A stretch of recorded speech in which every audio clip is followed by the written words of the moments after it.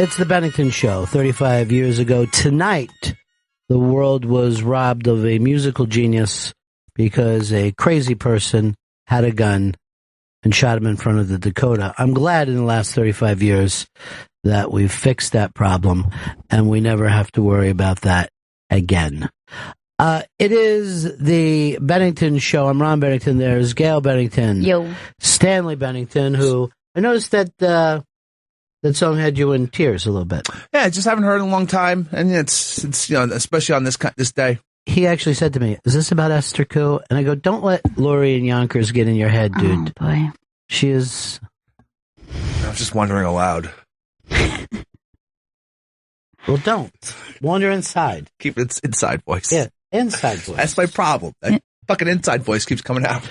And of course, Joe Bennington. Hey. Big day for him around here. How are you, Joe? I'm doing well. How are you guys? Yeah. Doing good. Yeah. What? We're good, buddy. Oh, yeah. Why are you a dick? Seriously, what makes you such an asshole? There's no reason for it. That's his thing, I guess.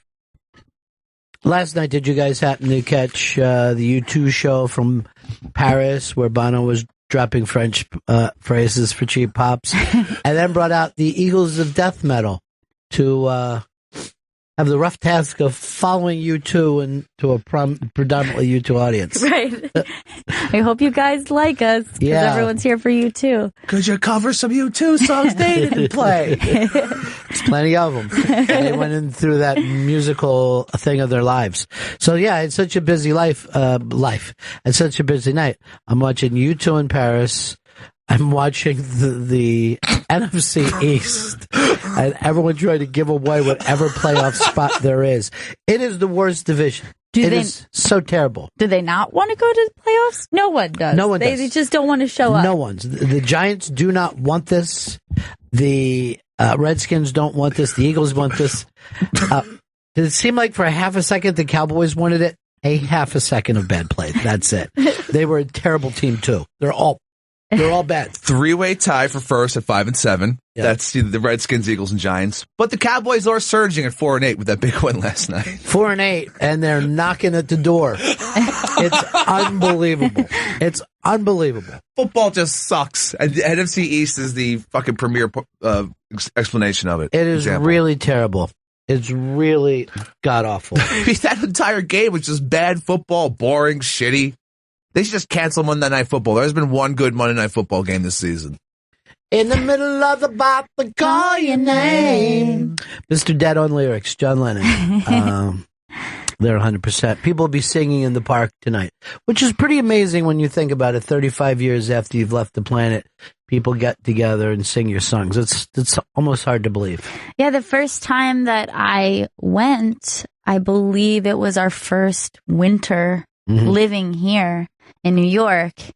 And earlier that day, I was in school at the time. I remember I had to take a trip to the cloisters and it had started snowing. Yeah. So I think this might have been the first snow that I saw in New York while I lived here. Yeah. And I remember we went there that night and it was just like a dusting, it wasn't, it was an early snow, but it was so pretty. And I remember just thinking, I can't believe that I'm here. And it was really, it's so heartbreaking, but it's so sweet the way everyone's there. And you can still look up and see, Yoko puts a candle in the window. Yeah, it's phenomenal. And it's always great because people show up with their guitars and they start singing, and somebody will get mad and they'll go, "That was a predominantly Paul song." You're just like, shut up, dude. This is not the time to be right. And then somebody always like, "Let's not forget George either. George is gone."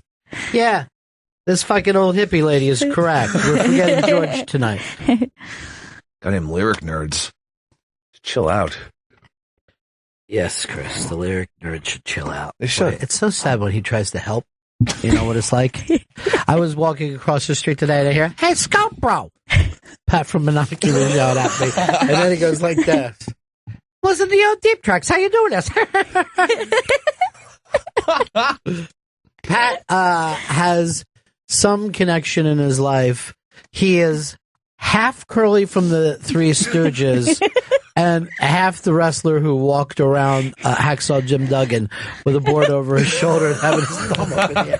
He does both, as if none of us are familiar with either one of the references. But he was always in the hot dog contest, and he would come out when they would announce him. He'd have his tongue out, and his thumb up in the air. He's so great. Hey, Scope Bro. He's Scope Bro number 1, Pat from Naki. Who isn't at this point? Yeah, I know. It almost takes the number 1 out of it. I'm willing to be Scope Bro number 2, 3, or 4, just to keep it going. Gail, you're Scope Bro number 1. Congratulations. Damn it. All right. I can ask you this, Gail. Do you care anything at all about the John Stamos ass out picture? I suppose in a nostalgic way for Stamos, I guess I care. Goodness, that is so globe-like. It's girly. Yeah. It's a girly ass. But it might have something to do, he understands, by putting the one arm up. But a man with his ass out and a shirt on, you know what I mean? Donald ducking, if you will. It's not an attractive look. That. He ducked that shit. He Donald ducked that. All right, let's talk to somebody who might have an opinion on this, Kashmir. And because, I mean, Chris, I don't think that we have to sound like dude bros to say a man ass is pretty fucking disgusting, and it's not like all of us haven't seen enough. It's like ISIS. It's so disgusting. It's terrible. All right, so it's the ISIS of sexuality. But does this work at all for you, Kashmir? It makes me want his yogurt brand, so I guess so, yeah. But sexually, like a man, a hetero man would see a picture of a woman's ass like this. This is fucking outrageous. And maybe even batch to it if it was a famous enough ass. Yeah, definitely. But I don't know if women and gays feel the same way about man ass. Yeah, it's just, I feel if they like 180'd it, it would be like maybe a different story. If you saw some cock for yourself. Right. Okay. Then that would suddenly bring the game up. Yeah. See, here's what's happening with John Stamos. He's got this TV show, Grandfathered. And God damn it, it's fantastic. And yet America refuses to put it on, right? Now, here's the funny thing about it. He owns a restaurant. He's a fun guy. He knows celebrities.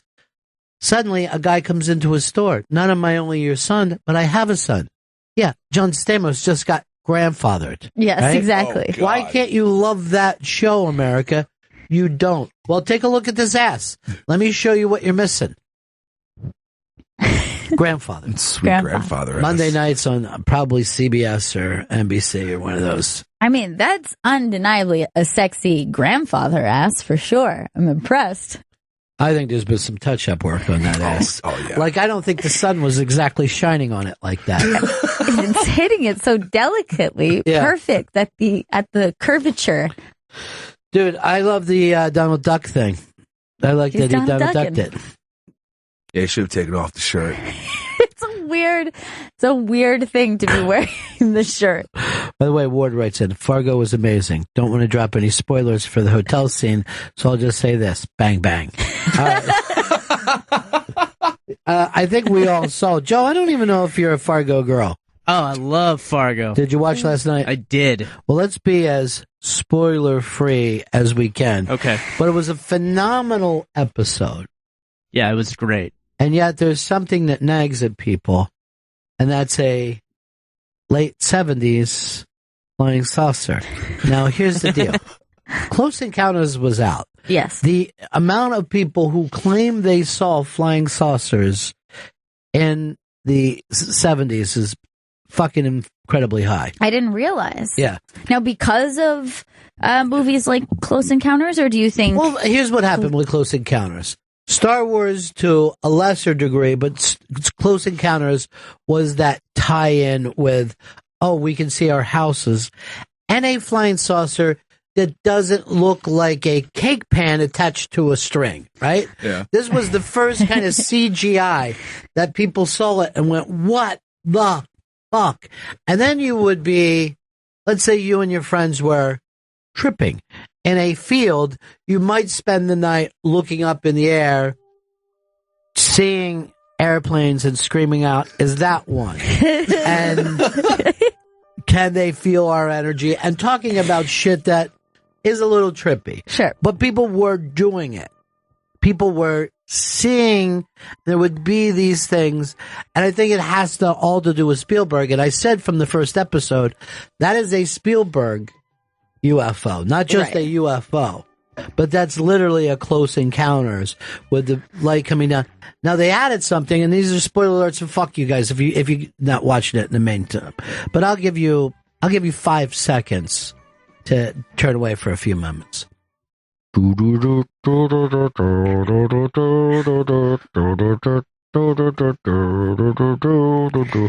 is what got to me. The dripping. What the fuck was the dripping about? What was the dripping? What the fuck was the dripping about? What were they dripping on? Ba, ba, ba, ba, ba. Does the dripping have significance, or is it just some sort of space AC unit that happened to be a little runoff? All right, that's kind of interesting. Or was it like humidity or whatever? But it seemed like it was being done with purpose. Yeah. I Because feel you like could they see were it being in the infected with something. Infected or healed. Oh. Oh my God. Just like I got my flu shot yesterday. Oh, congratulations. Sure, it's scary, but it helps me. That's your medicine. Yeah. It is medicine.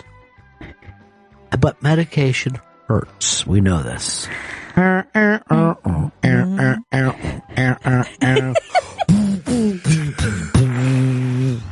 Feel like watching that now. Me too. By the way, do you feel proud of this, Joe, that Minnesota comes out of this looking the best out of all the states? Yeah, I do actually, because those are the Dakota guys. Let me just tell you. Those Dakota guys Oh are my fucking God. assholes. Idiots. Yeah. Like cowboys, but like dumb cowboys. Like they have no plan. Ew. They're fucking everything right up. Drinking Miller Lite. Now, this was for me, the thing that set off this whole season was in season 1, Lou, who was older and a Carradine by that time, brought up Sioux City, right? He's like, it was like back in Sioux City. They made an entire thing off this one remark. And then last night, young Lou it's like Rapid City all over again. I fucking screamed. That was my favorite line of the night. But it's and there's only one more episode. I can't believe it. This kind of felt like there was a moment where everything seemed to be culminating. And I remembered that I had a similar feeling last season with Fargo, where episode 2 could have easily just been the final episode in many ways. The season 2 of the season? The episode 2 of the season, or with two left? The second to last one. What do you call that, Chris? The penultimate episode. The penultimate. See, here's the way I took it last night when people were going, what? It seems like that's the end of it. No, I think the mop-up, the summation is what the last episode. I think we will find out about UFOs. We will find out about that weird couple. And Hansi. Lovely Hansi. And then Chris's favorite of them all. Mike Milligan. Yeah. Love Mike. I think he's going to be A-OK. What was his line last night? Well, all right. All right, then. All right. Hops right back in. What did you guys think of how they told it? Kind of storybook style. With the narration. Yeah, Did you notice who the narrator was? I didn't, but the voice was very familiar. Anybody? I believe I know. What is it? Mr. Martin Freeman. Great. Who was the guy last year who was in the middle of all of it. Right. So it's all, I mean, it's literally genius filmmaking and storytelling. To limit it to television, you know what I mean? It's a terrible thing. That's like limiting me to fucking satellite radio. It's not fair. But do you see what I'm saying? I mean, from I don't know if you're going to see many movies that could compare with that this year. No. If any, I haven't seen any yet. Although next week I'm locked in to see Tarantino. Oh, let me change that this week. Yes, I know. I can't wait for that. But you're right. I mean, it is crazy to think so much has changed with episodic television that's where you are getting your quality entertainment now. Well, that's sad though to me because I'm a film first guy. Yeah. And I think it's great that fucking TV has gotten better, but I do find it sad that fucking movies have gotten worse. And now movies are just going to be primarily for these tentpole movies, the Supermans, the Star Wars, of course. Giant franchises. Yeah. By the way, let me just point this out. Whoever made the deal with George Lucas, I remember when everyone heard $4 billion and they went, oh my God, they're just handing this man $4 billion. Whoever did that should get a giant raise because this thing is worth so much more than $4 billion. First of all, it's on every TV commercial. There's so many products tied in with this. If it's not the biggest movie of all time, they've failed. They have failed. Yeah. If it's not the biggest movie of all time, because there's never been a push like this. Yeah, I can't remember the last one like that. And you're right. It does seem like every movie is some big superhero movie, some big budget, summer type blockbuster. There isn't anything that isn't tied in with this film, with this bill coming out December 18th. Everything is. Yeah. All right, somebody wrote this to us. Jay Peters wrote this. Stamos. More like Stamos. Good one. That's true. Wed better wrote, but Chris, I thought I was ScopeBro number one. You are, bro. You're ScopeBro number one. Queen Elizabeth prefers the ass to Gerard Butler to Uncle Jesse's. Queen Elizabeth has now it's not Instagram. Is it Pinterest? Pinterest is a thing. Okay, Queen Elizabeth has a Pinterest page focusing on the ass. Really? Yeah, that she shares with everyone. I would love to see that. Well, I'll tell you who to get it from. Is it just man ass or ladies as well? It's mainly ladies' ass. All right. Matter of fact, all right. That's who you can connect with to get that. Okay. Sounds good. I was a private person. Let's David in Tennessee. Hey, Bennington. Do you remember last night they showed Hansi, the Indian, as a child? They like in a schoolroom or something? Mm-hmm. Yeah. Earlier in the season, that reminded me, they showed him as a child in a schoolroom, but Brad Garrett's character was like a magician or something. Do you remember that? No. I'm completely blown away on this. I think that happened. In one or two, he was like a magician in a schoolroom. Unless I dreamed that happened. I don't remember that. I don't think that happened. I'm telling you, it could have. It could have. It went biased because we would have been focusing on the Brad Garrett instead. But remember how intimidating Brad Garrett seemed early on? He seemed like he was the ultimate badass, the crime boss. Yeah. And then he had the two dudes with him. Yeah, the twins. Yeah. And now, you see that the other guy, he doesn't seem like he's lost over his brother, nor does he seem like he minds switching over to Mike. It's a crazy fucking show. It's bizarre. And when that mean old lady took one last night, I'm like, wow. I know. I feel so bad now. She's lost so much, but that's better. She's in the ground where she can't hurt anymore. I know. She's a bad lady. But I was really sad when they were driving up and she's just like, I miss them all. It's your fucking fault. Yeah. You fucking crazy old bitch. She still had Bear. You were in charge of this family for all of like a week and she just fell apart. The fact that fucking Chris loved Bear goes to show what a non-thinking fucking idiot he is. Why does he love him so much? That fucking dude was grotesque. He's a monster. He's a dumb monster. I seriously would rather fucking sleep in a place surrounded by ISIS than by the Gerhardts. Keenan says, happy birthday, Jim Morrison.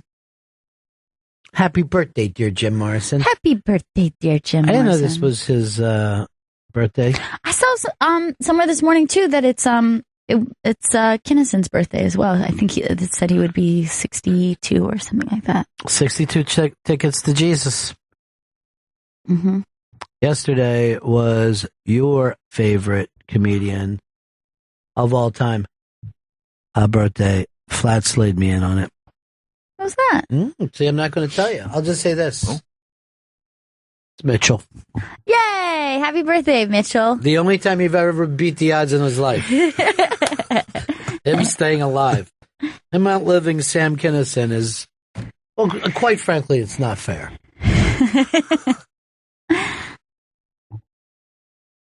Did you guys see literally everyone from Hateful Eight on Kimmel? No, Jerk Store. I missed that. There was so much going on last night. There was too much going on last night. Yeah, it was too much. Mondays and Sundays, the only time there's any programming. Queen Elizabeth is letting us know this. I love a great ass, man or woman. It can be a work of art. It can be. Yes, it can be. Speaking of which, the most famous ass in the world had an ass baby and picked a name for that ass baby, which is what? The name Glutes? of their newborn son is Saint West. First name, Saint. I do like it. Saint West. Saint is a fucking great name. Now, I would always worry about that because it rhymes with taint. And you have to think of that when you're naming a kid. Oh, definitely. What does it rhyme with? They should have named him Marcellus after Marcellus Wallace from Pulp Fiction. You're all caught up in the Tarantino thing? Yeah. Okay. And your racism of black father, white mother, is that why? Is that it? It kind of fell into that. Oh, okay. Yeah. Well, she's not white. Whitish. She's ISIS. Speaking of which, her, I guess the name would be Movie Dad. Okay. Was here yesterday. David Schwimmer? David Schwimmer. David Schwimmer was here along with John Travolta and all these other big stars because they're doing the OJ thing, and Schwimmer is going to be playing Robert Kardashian. Yeah, that's very interesting casting. I think it makes sense. We were after work last night. EW was doing something, and they had the entire cast from this OJ thing. So it's John Travolta, it's Cuba Gooding Jr., David Schwimmer. All these girls that work here were all lined up together, mooning over someone. Sarah Pauli, the actress. Paulson, yeah. Sarah Paulson? Paulson, yeah. They were going fucking goo-goo-eye for her. I am goo-goo for her. She is so stunning, and she looked so beautiful sitting there. She was stunning. Radiant. Yeah. I adore her. But I heard she likes him older. Oh yeah, she does. She has an older lady friend right now.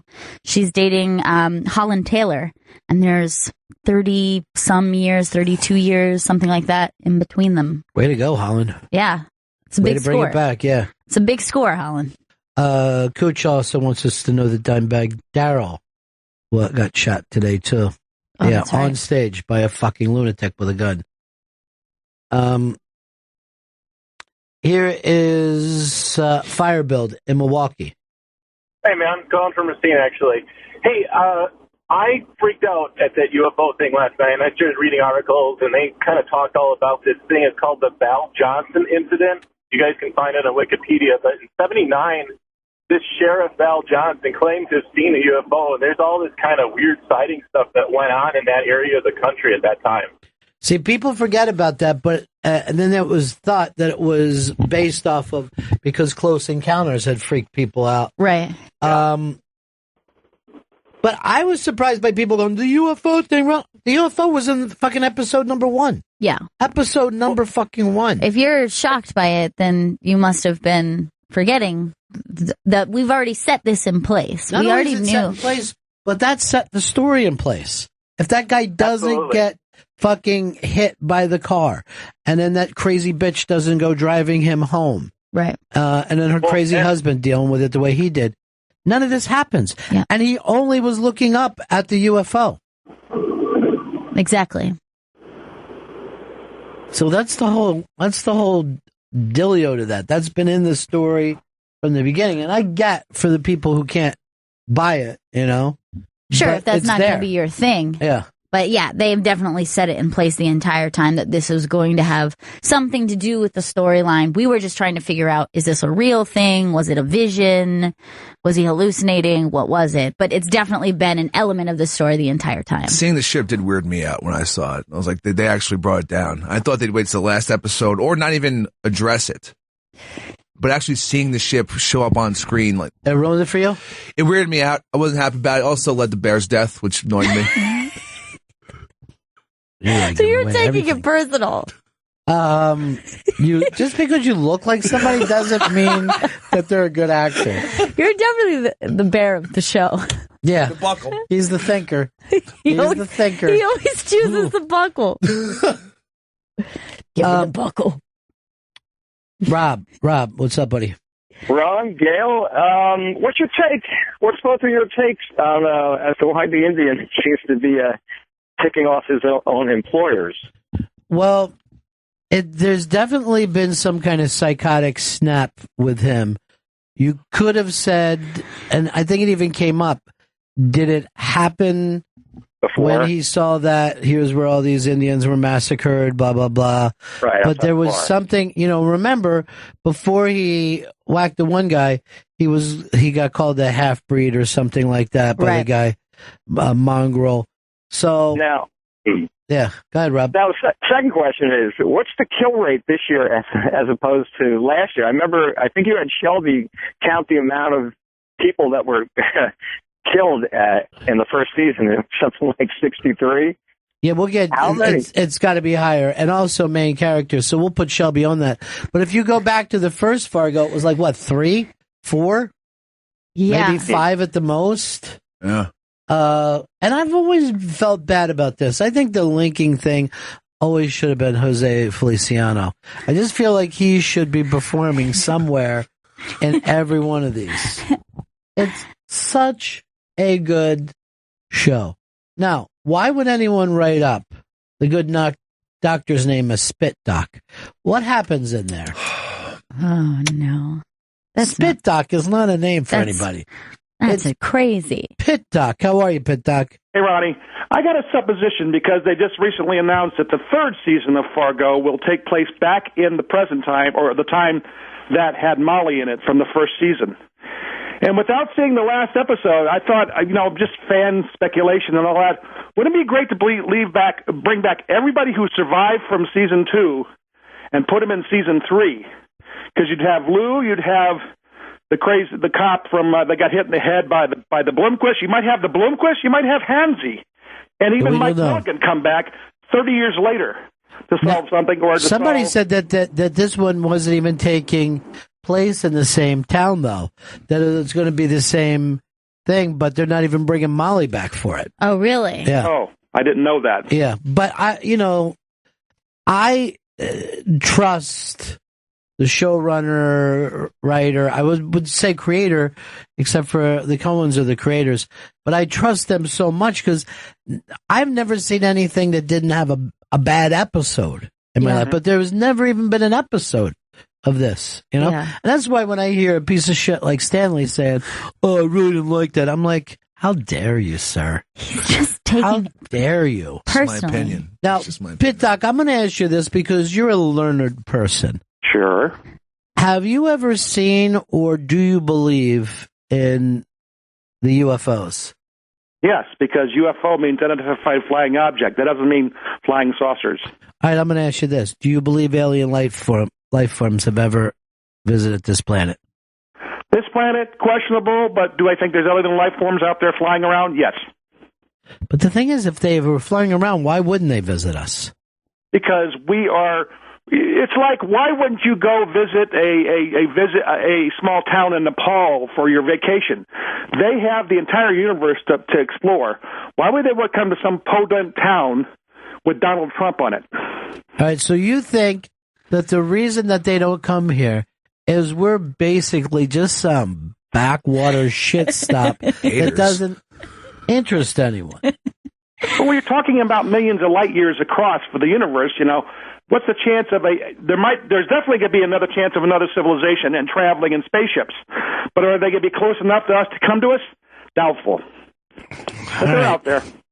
Thanks. They're out there. We're not alone, but we're like the pissy kid in school. No one cares.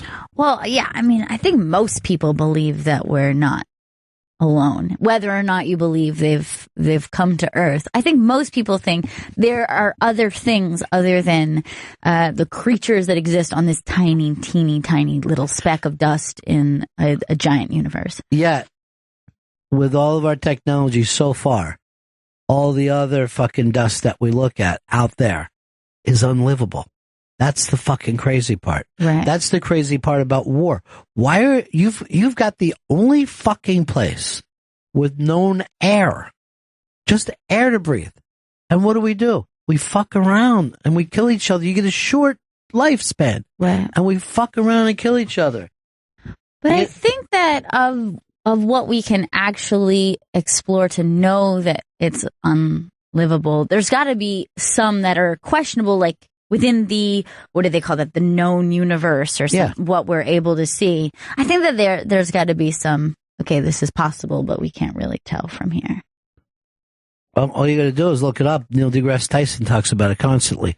There's also this other theory that once a civilization would be able to pull off space travel and travel this far, they would have also destroyed themselves by then.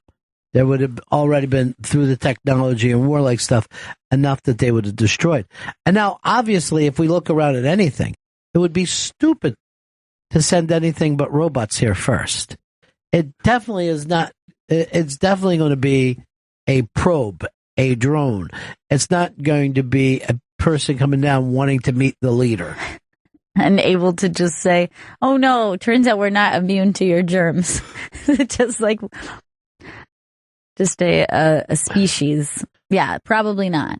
But I also think that if you were a civilization that was sophisticated enough to come up with the technology to reach those kind of distances, would you also be smart enough to know not to meddle with other civilizations? Right, because the way human beings have never meddled with insects or animals or... Oh, wait, we do. We fucking get off at an island. We say, oh, there's no one here, even though there are thousands and thousands of other species. And then we tramps through it without giving a fuck about those species.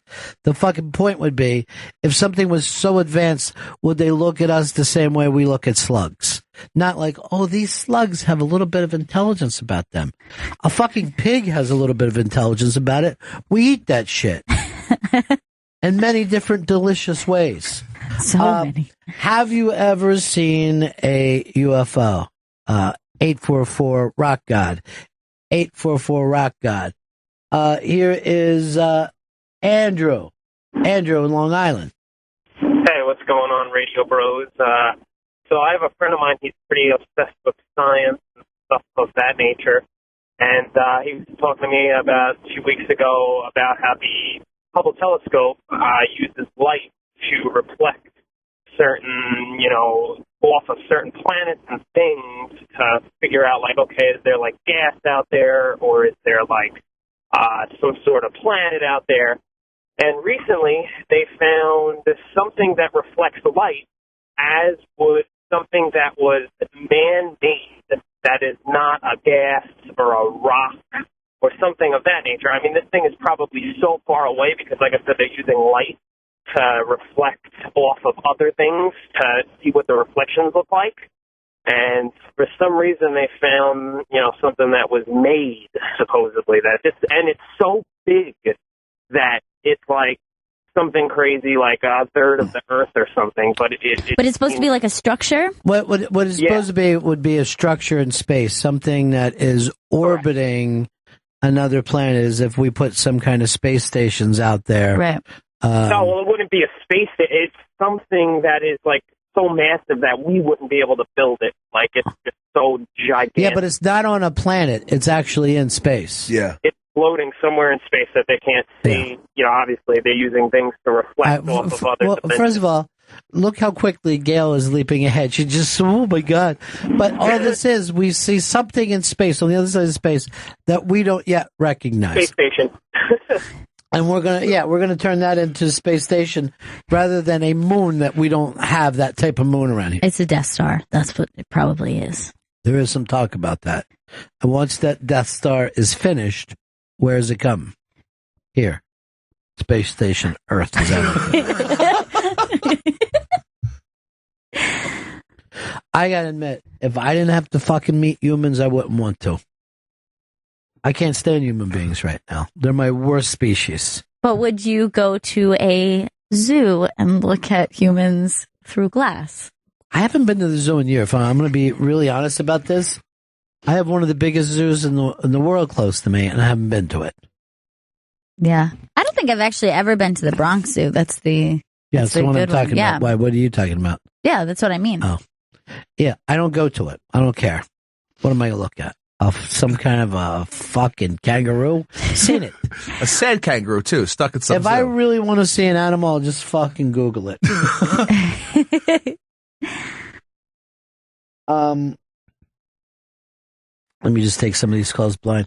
Hi, Hello? Hi, you're on the Bennington Show. How are you? Turn your radio down. Yeah. I don't think I've Oh, God. Turn it down. Yeah, I got you. All right, go ahead.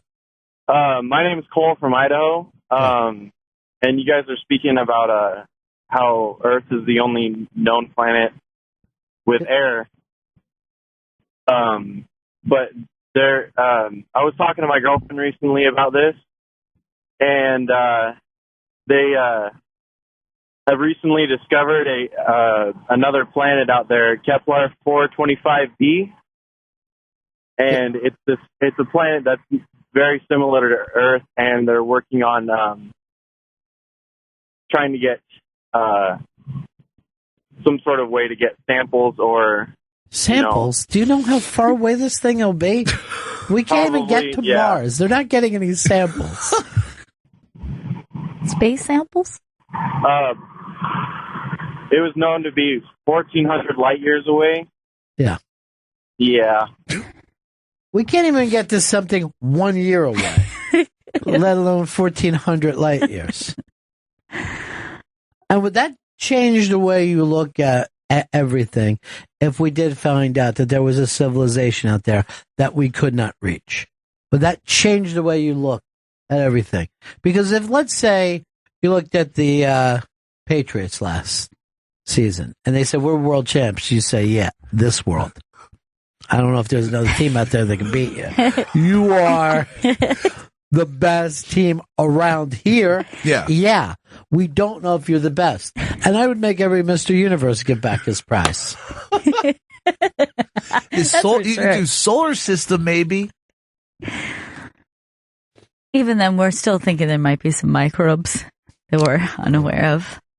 Even that would be fucking phenomenal. Oh, yeah. I mean, I think is it one of Neptune's moons or something that they're finding like ice, and it's very possible that there could have been at one time, if not underneath that kind of permafrost, there could be little organisms. That alone is insane. Yeah, any of those things, if you breathe them in, you're dead. That's what I believe. I believe that the universe is filled with space germs.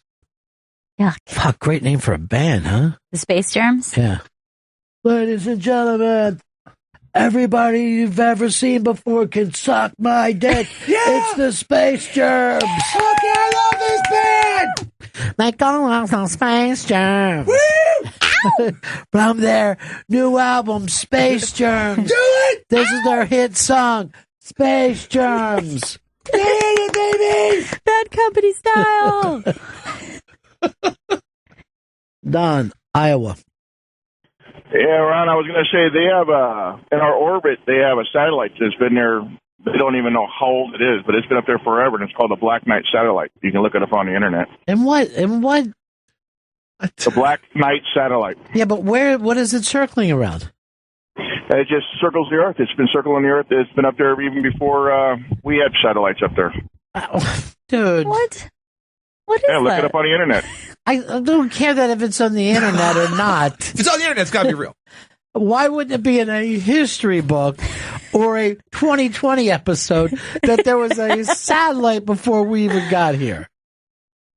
It just looks like a misshaped rock. And why we'd be able to corral it by this fucking time? Corral it. Someone's gonna lasso that weird satellite. Yeah, we've sent a couple space cowboys up there. Here's Chris in Phoenix. Chris. Hey guys, you guys were asking if anybody's ever seen an alien. I just wanted to give you a story that I have. Please do. Please. All right, so we were out in the desert having a bonfire and drinking, and we heard a lot of like commotion in like the brush because there's some brush trees out there. Yeah. And, we're, freaking out at this point. So, my buddy goes, starts screaming, who's out there? Who's out there? So we're sitting there, and the guy walks up, and he looked like a regular human being. And then we asked what his name is, and he said his name was Juan. So that was my experience with an alien. Right, that's fucking crazy. He just meets this dude in the desert who definitely was an alien. So there you go. Yeah, so we got it. Do exist. Dwayne in Canada. Hey, how's it going, guys? Cool. I just think we should probably finish exploring our own planet, like get to the bottom of the ocean before we start looking for other things. James Cameron's been down there, dude. We're mapping the bottoms of the ocean right now. Who said we can't really? do both? I thought they made it, quite a ways down, but they never actually fully got to the bottom. You got to watch the James Cameron stuff. Yeah, that fucker goes deep. Yeah, it was in Mariana Trench. He loves it. Oh, yeah. He's always in there. He's always up in that trench. But it's a very, I don't know the exact number, but it's a large percentage that we still have not seen. And no, 6%. Like, much bigger. And that's pretty much what I was thinking too. Just let's finish this planet off and explore. We can do both. Yeah, there's not even some kind of list that we got to do one before the other one. Also, there's different scientists for each different project. It's something that we've got going for us, which is nice. Yeah, I don't know what this fucking NASA guy's like. Oh, fuck, hurry up.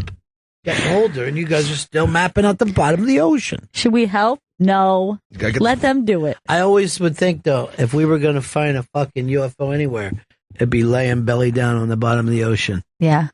Haas says the Bronx Zoo is 5 blocks from Arthur Avenue, 3 hours of looking at animals, 6 hours of eating their cousins. Haas, who I played for. Yes. And won for. Yeah. You did. Big time. Said that the thing that Chris sent him, he was willing to come down and pick up and drop us off these Arthur Avenue Italian sandwiches, which are great sandwiches, just a little worse than Philly's hoagies. Now, Chris, because he's in such a hurry, just mailed it off because he doesn't want to see us and cost us a fantastic lunch. How could you do this to us, Chris? Well, I didn't get the price out. He did. He could have told me that night. He could have told me that night. I got sandwiches for you. Chris, could have worked something out. But this is the second time in a short period of time that you just mailed something out without checking to see whether we could have gotten something better for it. And you know how we feel about sandwiches on this show. We like them. I love them. You know what? Apparently Chris doesn't. I love a sandwich. Why don't you love sandwiches the way we do? Where's our Arthur Avenue Italian sandwiches? I screwed that up. Chris, see what I'm doing? I'm eating air. There's nothing in between my hands I right thought now. you were sucking an air dick. Yeah, that was a dick suck. Later on at night. What? I don't know. He's like, I get to suck enough real dick. Mary in Pennsylvania. I just wonder why everybody always sees aliens out in the desert. Like, why does it have to be the desert? Why not you're on a ski slope and one sails by, or you're on a jet ski in the Bahamas or something? How come it's always, what's the attraction they have to the desert? All right, so your big problem is that we don't have enough ski slope aliens. It actually makes a good point. Yeah, or sailors at sea. It seems like they would be seeing them more often than... Yeah, but you know how much sea is out there? A lot. Mm-hmm. Matter of fact, we haven't even mapped a large percentage of the bottom of the sea. Really? 6%? Yeah, we've still got 6% to go. And when that's done, then I will set our interplanetary ships loose. But you do come up with a good point. Now, we probably don't... you know who saw a UFO over New York City? Mr. John Lennon swears to it. Really? Not anymore, but at the time swore to it. I've had 2 people in my family who said that they saw something moving around this thing. They got a whole long story about it and then zip away at an incredible speed. Mr. Bill Hicks claimed not only did he see something, but he believed he and his friends were abducted. Really? There's those kids in California recently, too. Thought they saw a UFO. What kids in California? The ones that are like, is this a freaking UFO? Oh, okay. Yeah, that was the entire thing. And then the government said, no, we were just shooting a missile down the beaches. Oh, don't worry. Sure. We were just trying to fuck you dudes out. You get it though? Yeah, but I heard that story from family members as well. I've heard people have similar. A lot of people claim they've seen stuff.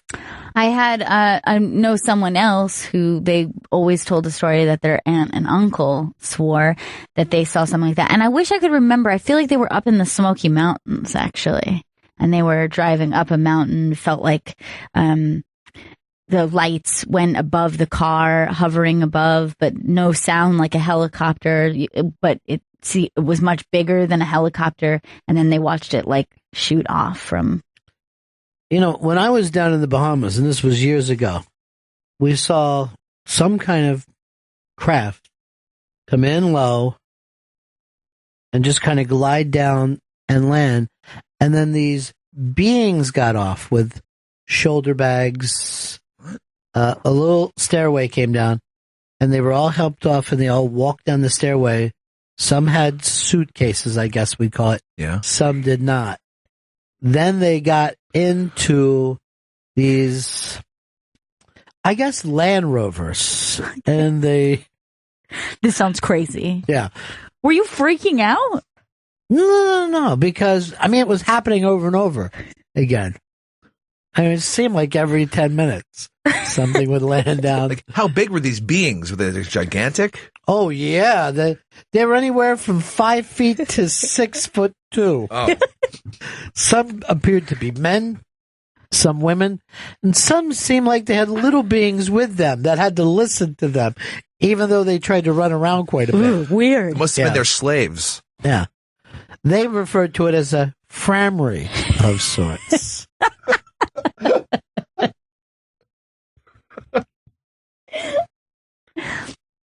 I even saw some of the beings in their rovers stop and get cow meat, which they consume between two pieces of flesh of it? Flesh, muscle, fatty tissue. Disgusting. Yeah. I couldn't live like that. They gnawed into it.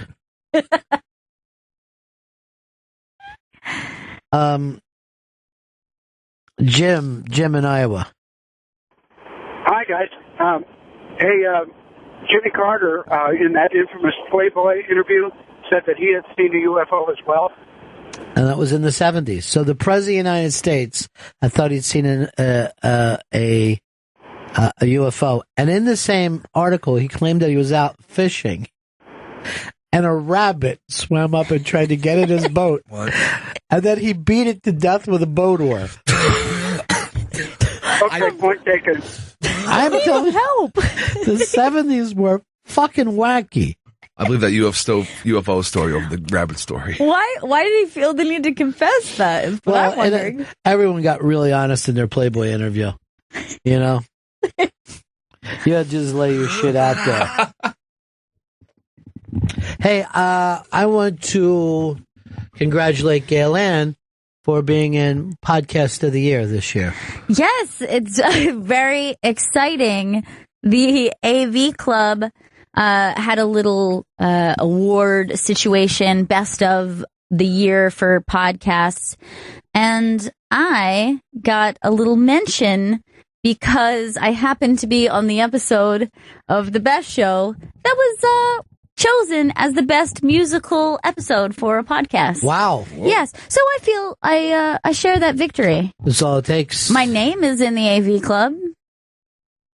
It counts. It does count. It totally counts. I remember the song that you sang too that night. Oh, my papa, for me he is so wonderful. It was beautiful, and I feel that's really what got them to win most musical.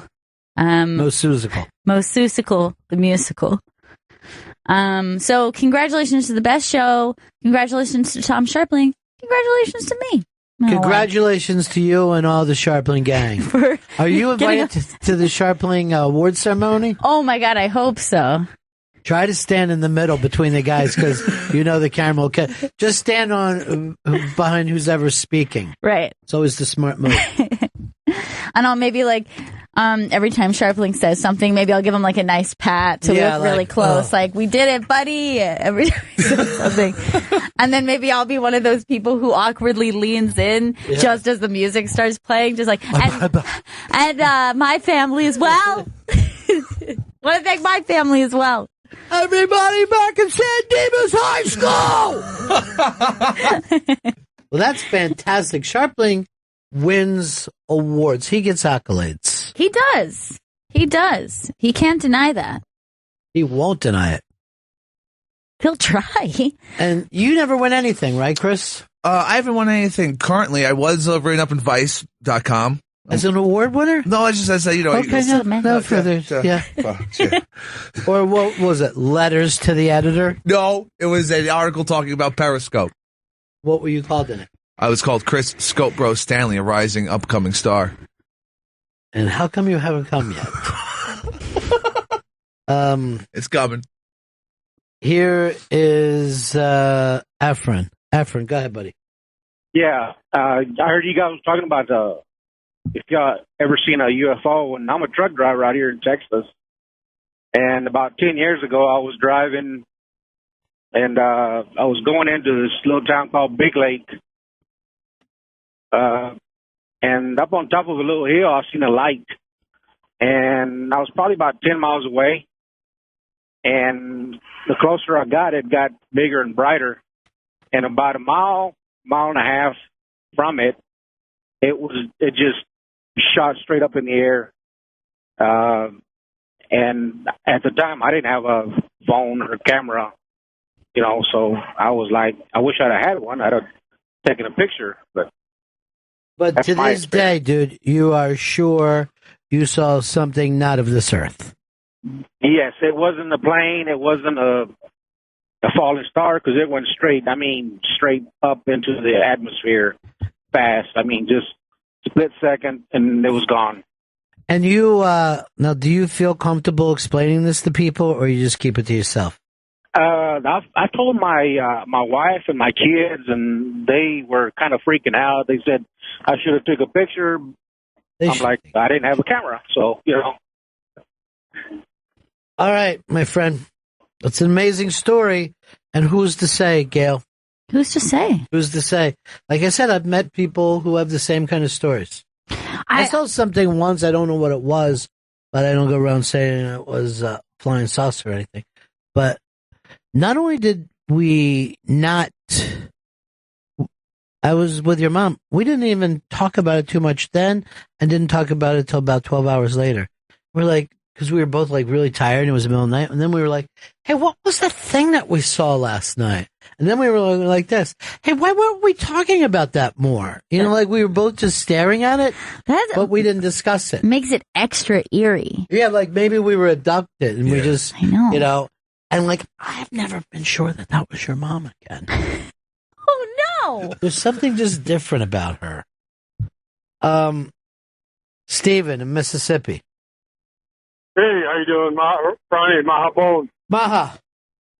Hey, you know, you live there with that big zoo. If Chris is good, why don't you take him to the zoo? Because retards love the zoo. Oh, shit, that's so true. A, I'm not retarded. B, I hate the zoo.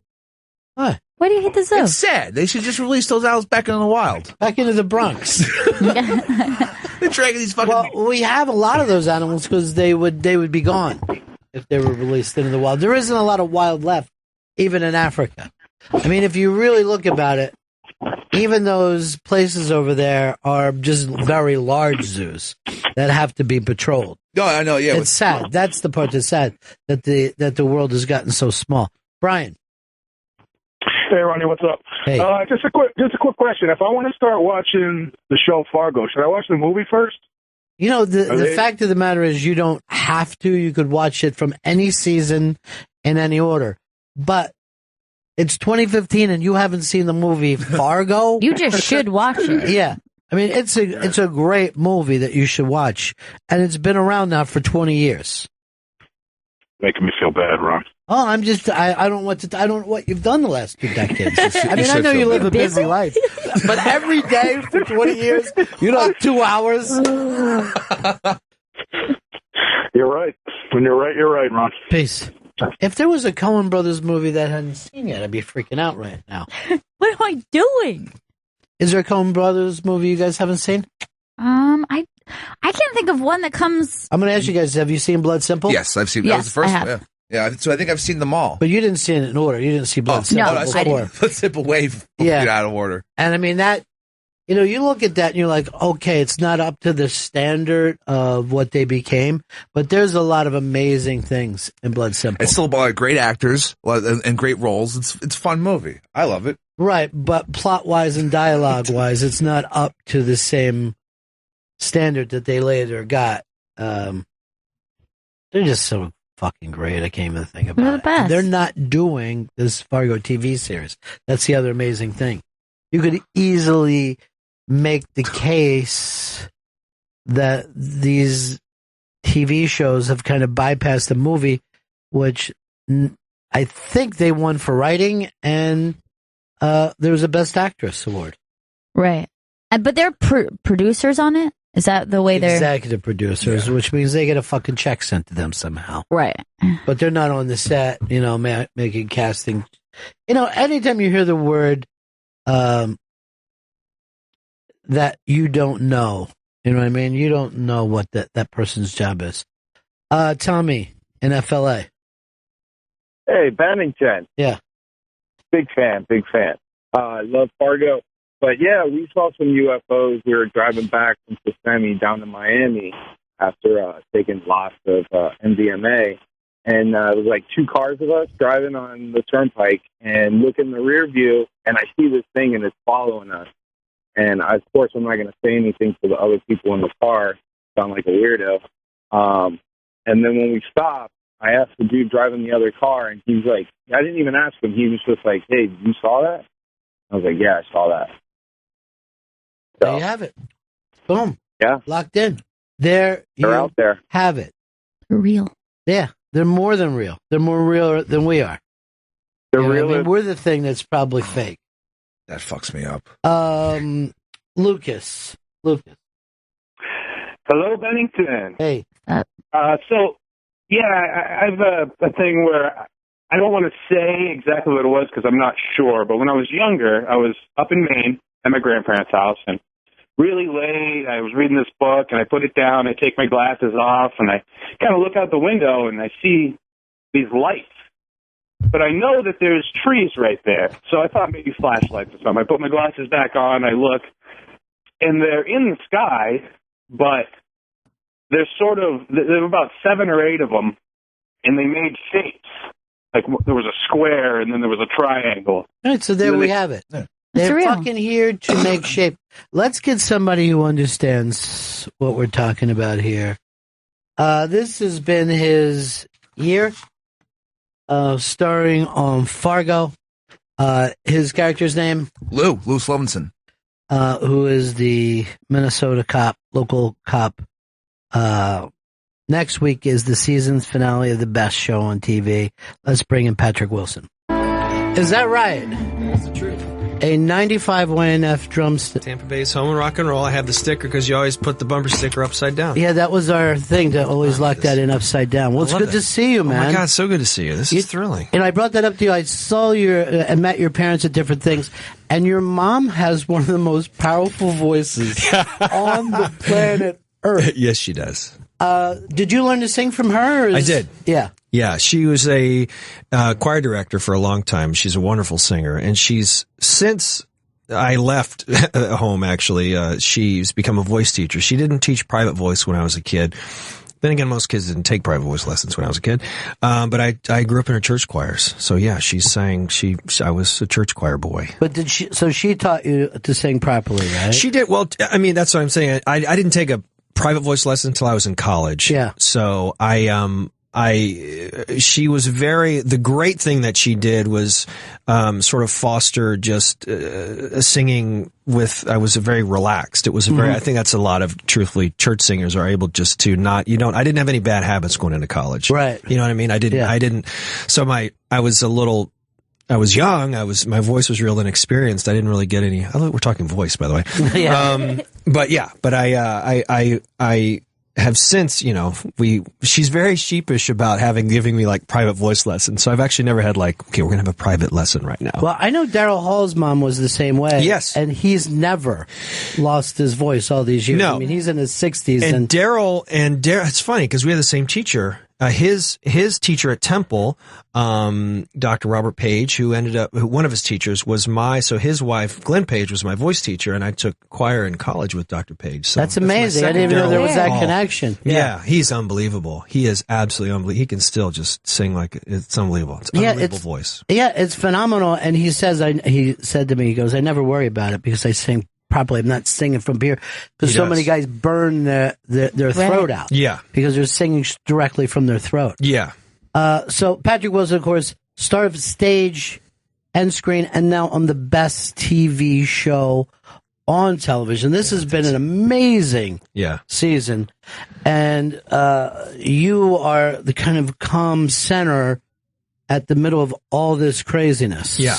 Yeah. It's been awesome. It's funny when you watch it because I've never had this experience where I'm watching it week to week just like everybody else. It's not like, with a movie you get screening, you get a screening before it, or they'll send you a rough cut, or it's not colored time, there's no music. You're used to seeing that, but I'm seeing it just with everybody else. So it's actually, it's very cool. It's a different experience. Well, it's much better than most films. I mean, if this thing could easily be nominated for an Oscar this year and no one could possibly argue with it. First of all, you've got an incredible plot, great actors, great dialogue, and this thing that they do is trusting the audience to take the ride. You know what I mean? It's really not a show for passive viewers. No. We've said that every episode has been so strong. Everyone has been really good, but I think what's really cool is they're all strong in a very different way. Like the episode that aired last night is so different. Yeah.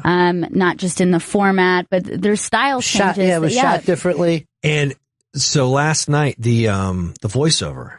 Yeah. Yes. We were all on it, Martin Friedman. Which I thought was awesome. Yeah. So you didn't know that was happening? No clue. Wow. We're sitting there. My wife and I are going, who is that? Is that Jude Law? Is that Carrie Owens? Because it sounded almost like Princess Bride. I was like, what is this? And of course, I was like, of course it's Martin Freeman. I thought that was awesome. I thought that was such a cool nod. And I don't remember that in the script. That's the thing. That's the thing with this show is that none of that, either the split screen, or sometimes you get a script where they write in what you're going to see. Yeah. It's a very visual screenplay. These were not like this. So all that stuff whether it's the voiceover, and the opening of the pages in the beginning, I don't remember any of that from our script. So, a lot of that is just done in post when they can just sort of sit back and think how this is going to fit in with the other episodes, which I think is so cool. Well, there's a boldness to that. It's really, really bold, and it's so confident from that point of view. Yeah. That we're going to give. I mean, the UFO thing is strange enough, but we're going to give you something that maybe you're not going to get the end to, but isn't that kind of, when you really think about it, what motivates most of these characters? You're like, what the hell would make a person do that? Right. And that's what we feel like when we read the news most of the time. That's true. How could someone be so crazy? How could someone be so stupid? And your character is at the center of that, where he's trying to be a solid guy, but the world is just nuts. Yeah. That was one of the things that really hit me, especially if you think about those first few episodes where his real reference is just Vietnam. That's because he keeps thinking this can't possibly happen at home. Like, you got to imagine what those guys, if you're a vet or whether it's Vietnam, Iraq, World War II, Korea, whatever it is, like unless you've been there, you don't understand. And so you had to get in this mindset of like, what I'm seeing this at home. This is insane. And that's so pathetically present to what, and, it's a real awakening. I'll tell you that. So all that sort of informs truthfully how you can play him, because you knew he got all this crazy stuff around you. So you want to be as centered and as calm as you can. And he certainly didn't want any of this in his life. It was never his plan. He wasn't like, oh, here's the case that I get to make my name on.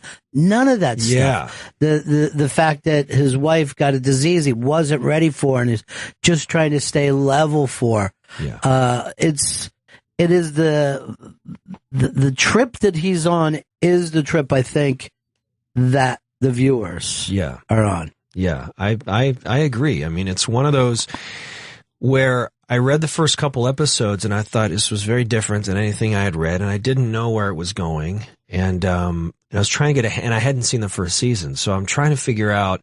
There's a lot of mouths to feed on the show. There's a lot of characters. So if you're looking at it episodically, and the first. You're like, okay, he's investigating a crime scene. He's not saying a whole lot. He's reading to his kid in bed. Okay, that's episode 1. Okay, what else is going on? There's a lot of going, okay, when does it kick in? And then, of course, you see it all in context. And you're like, it kicks in from the top. As soon as the guy comes on screen, you're like, okay, those are our eyes. Well, we also have the past history, so we know that where he ends up. Yeah. And we know that even then, he's just like, can't the world chill a little bit? I'm going to serve people in my life now. I'm just going to try to take care of my one little part of the world. It's kind of a heartbreaking character, particularly because we know about his wife, you know, and we know that, and everybody's had that kind of pain before, that something comes up that you just, no matter what you do, you can't pull off. Yeah. It's a terrific show. There's great music. Music's unbelievable.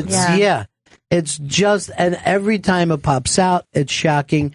And it's never been done before in the terms of TV, that not only do you go, all right, we're going to take this beloved movie and do something different, but you also had another beloved season that you're doing something different. Yeah. Well, initially, even before the first season had aired, you would think, well, is this a good idea to mess with something that's a perfect? Did you watch first season? I did, and I enjoyed it.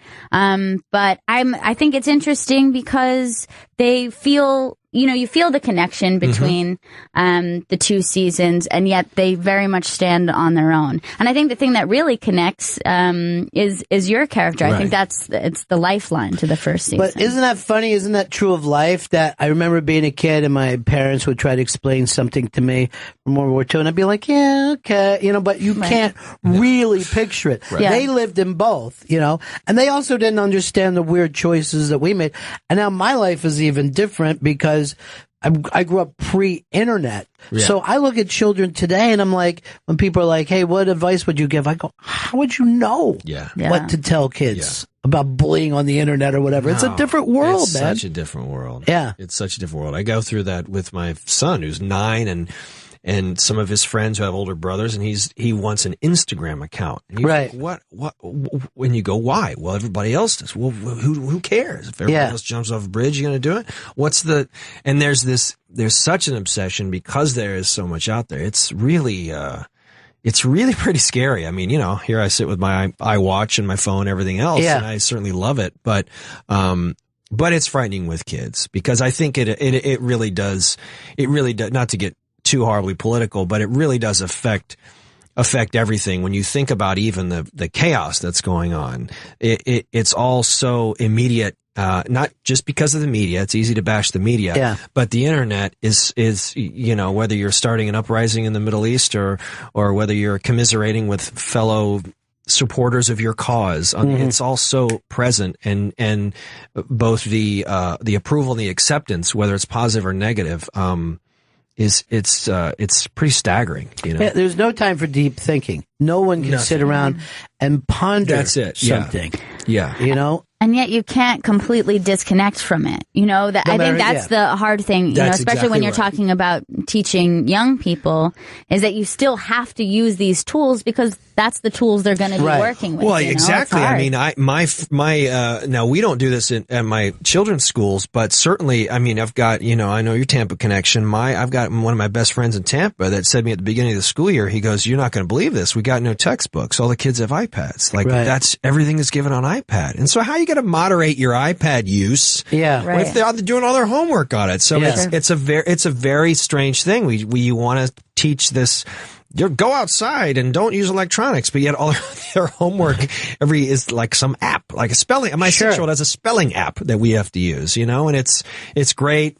Blah, blah, blah. But it's a very tough call because, like you said, we're so entrenched in it that it's hard to separate. Yeah, the kid who has ADD may be the kid that's best prepared for the future. You're exactly right. We're fighting it. Enter like, Bill hey. Gates. Yeah.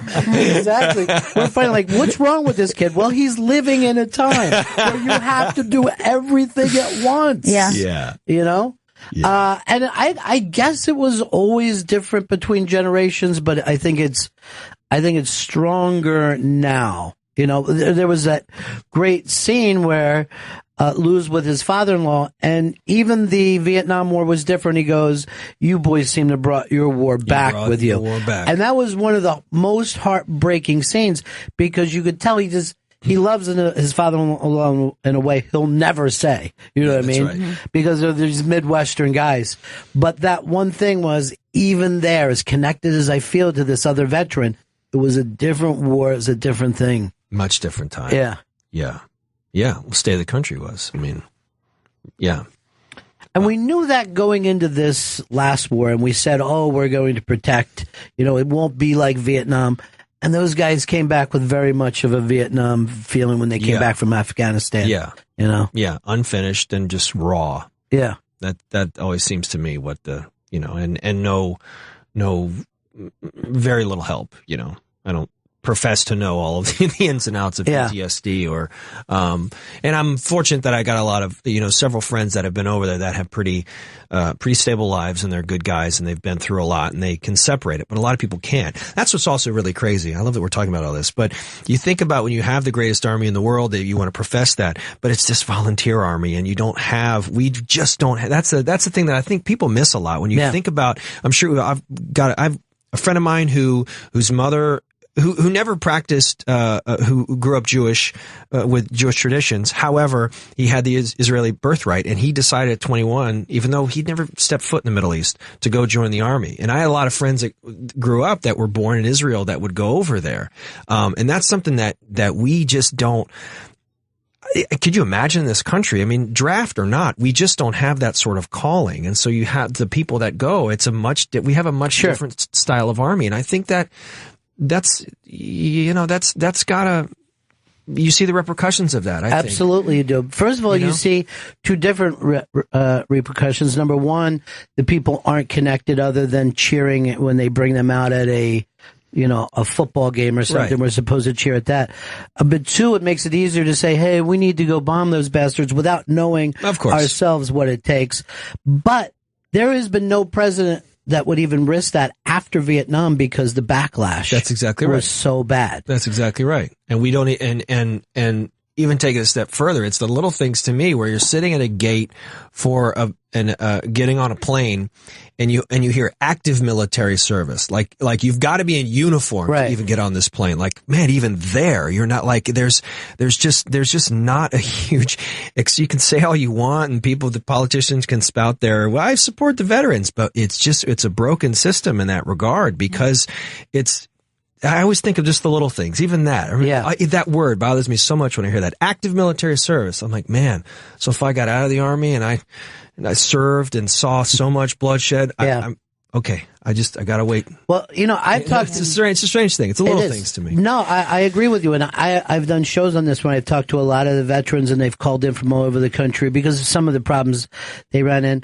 But they said getting out of the military, that the feeling of camaraderie is so strong in the military and it's such a team building thing that the team wins, the team moves ahead, that when they get back here to corporate America where we squeal on each other and we backstab to move up, they don't feel a lot in common with us. That's a great point. Yeah. I agree. I mean, it's the complete opposite of just of capitalism and everybody out for themselves. Right. So that's the, I guess that's the struggle, I mean, I've been real fortunate that my friends that have gone into the military, a lot of them were second, third generation guys. So they're either still active or they're, teaching and, so it's Tough world. It is a tough, confusing thing. And that's what I love about this show, that you have this show that's really an entertaining show. Right. But all throughout it, there's these little pieces of what is family, what is your job as a father, what is your job as a son. Yeah. The Gail thing is so crazy deep of generations of people that have been taught the wrong lessons. It's an amazing thing to watch. Yeah, I mean, that's one of the things that I was struck with, the simplest of scenes, that it's strange. I mean, you play it, you do your homework, you understand what the situation is, and then when you see it in context, it's those little scenes to me where these characters just wear it. They all, Lou wears a soldier. He just wears what it was like in Vietnam. I think that stuff is very important. I know as a guy who I did not go into the Army. My dad did. I didn't serve in any war. So you always wonder what that experience is like. And this was the first show that I've seen that, and we never needed to show any footage and what they went through. They wrote it in such a way that you could sit there talking to your father-in-law. I'm just going to explain one story. And there's a scene at the end, in the next episode that came out of a conversation that I had with Noah Hawley, our showrunner and creator, because I'd watched the Last Days in Vietnam. Did you guys see that documentary? Unbelievable. Should have won the Oscar last year. It was amazing. Well, and I thought I'd known the story until I watched that documentary, and it was so much deeper. Insane. So we there's some bits in there that just struck me, that he went and put in the script. Is that right? Yeah. Because look, if you already feel that passionate about it, let's bring that in. Yeah. And turn it into something. That's incredible. That's kind of the show. That's where a guy can come in with a vision, know what he wants to do, and then adapt as you go. Right. And to me, that's a great director. And in TV, that's a great showrunner. Even an example, Nick Offerman's sort of Last Stand at, amazing. So the funny thing about that is 2 months prior, he'd only done a couple episodes, and we're out with Noah getting drinks or dinner, and Nick says sort of very off the cuff, like, I really want to know what happens to Carl Weathers. And Noah says, well, what are you doing in April? Like it was, we couldn't write it because we don't know your availability. Oh no, I've got a couple weeks in April. Okay. And then all of a sudden he's involved in the story, has the show down, talks him down the Chiang Kai-shek lines and all. I mean, it's unbelievable. And then Nick walks off that day saying that was the best scene I've ever had to play, gotten the opportunity to play in my career. And you feel so good that had that actors kept coming up there and having these, I was there the whole time, but you had a lot of actors. Every actor, even the characters that are left, if you felt like they haven't had their day in court yet, they will. And it all comes, even my buddy who's the shit cop, he's Kira's an unbelievable actor, fantastic. And he's got one of the most beautiful moments in this next episode. I can't wait for it. Seriously. It's awesome. Yeah. And again, this is why this is great storytelling, not just people learning dialogue and delivering it when they hit their spots. Everybody knows who they are and brings something to it. Yeah. Congratulations for this. Man. I mean, it's been such a great career, but to have this show up, it's just amazing. It's good. Fargo, you can catch up too on demand. You have to be able to do this. And then the season finale next Monday, December 14th. Patrick Wilson, good to see you, my friend. Thank you. And I'll see you next time coming through. Absolutely. Boom, boom, ba-doo-dee-doo, dee-dee-dee-doo-doo. Is this your favorite song? It's one of my favorite songs. My other one's All the Young Dudes, Martha Hoople's version of a David Bowie song. And then, Joey, what's on your shirt? I can't even make it out from here. It's a guy canoeing on a lake with trees, pine trees. Why do you have this throwback shirt like this? I found it at a thrift store once, and I thought I liked it because I like elbow patches. And this sweater has elbow patches on it. To boot, yeah. That's got more elbow patches than most elbow patches. That's what I'm saying. It's basically a sleeve. That's more sleeve than patch. Are you even a canoe enthusiast? Yes, I am. Well, he'd have to be. He's from the Land of Lakes, Land of Lakes. There's how many? There's 700 million lakes in Minnesota. I think it's around, they say it's the land of 10,000 lakes. It's around 13,000, though. Wait, you're from the land of 10,000 lakes. Yeah. That's so weird. I'm from the land of 10,000 dances. Wow. Wow. Nobody can do the shake like we do. Now, here's the other deal I want to bring up about elbow pads, and I'm glad it came out. When I was younger, if you wanted to show an unlikable person in a movie, he would have elbow pads. Yes. Right? And a pipe. That meant, oh, this guy thinks he's smarter than he is. And that was like a weird stereotype that you would put in. He was the snooty guy. Now, I'll tell you one from when I was young that I never actually saw in real life, but every nerd had a pocket protector. Right. Even young people who were nerdy, not older. I would understand if you're like maybe a college professor or something, but these were young people who had a pocket protector. That's how you knew this is the nerd in the TV show. This is the nerd in the movie. And yet I never saw a nerd or anyone else have one. Now, the pocket protector is to protect you from pens, right? Yes. Make sure a pen doesn't glance up. Yeah. So do most people, have more than one pen? Do most people load their pockets up with pens? I guess only the studious type who cannot be without a pen. So the pocket protector, that is a shortcut for you to say this person is a nerd. Now, by the way, a nerd kind of means regular today. But back then, a nerd was closer to a spaz, a geek, someone who should be kicked and throttled by the elder children. Some sort of dweeby or lameoid. All right, Chris, give us one. We've each come up with short, what do we call it? Shortcuts. Shortcuts for writers and directors. I would say like back in the day, people would have headbands. They'd be like a badass. That would make someone like a badass, like in Kickboxer. Or See, I felt like that was almost to say, by the way, he's also gay.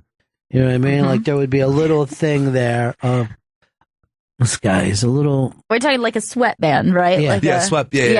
A sweatband would be badass. Yeah. I thought it always felt like it was. Why are you laughing at? Just funny, like the idea that he thinks that now he wears one himself today. That could be why he bringing it back. He thinks it's so great. All right, so Chris doesn't understand the game, Joe. What about you? Can you give us somebody like that? Okay, for nerds, it would have to go back. When I was growing up, a stereotype would be comic talk, and they would always use comic phrases like Excelsior. Yeah, but now everyone does it. Yeah. That's the norm.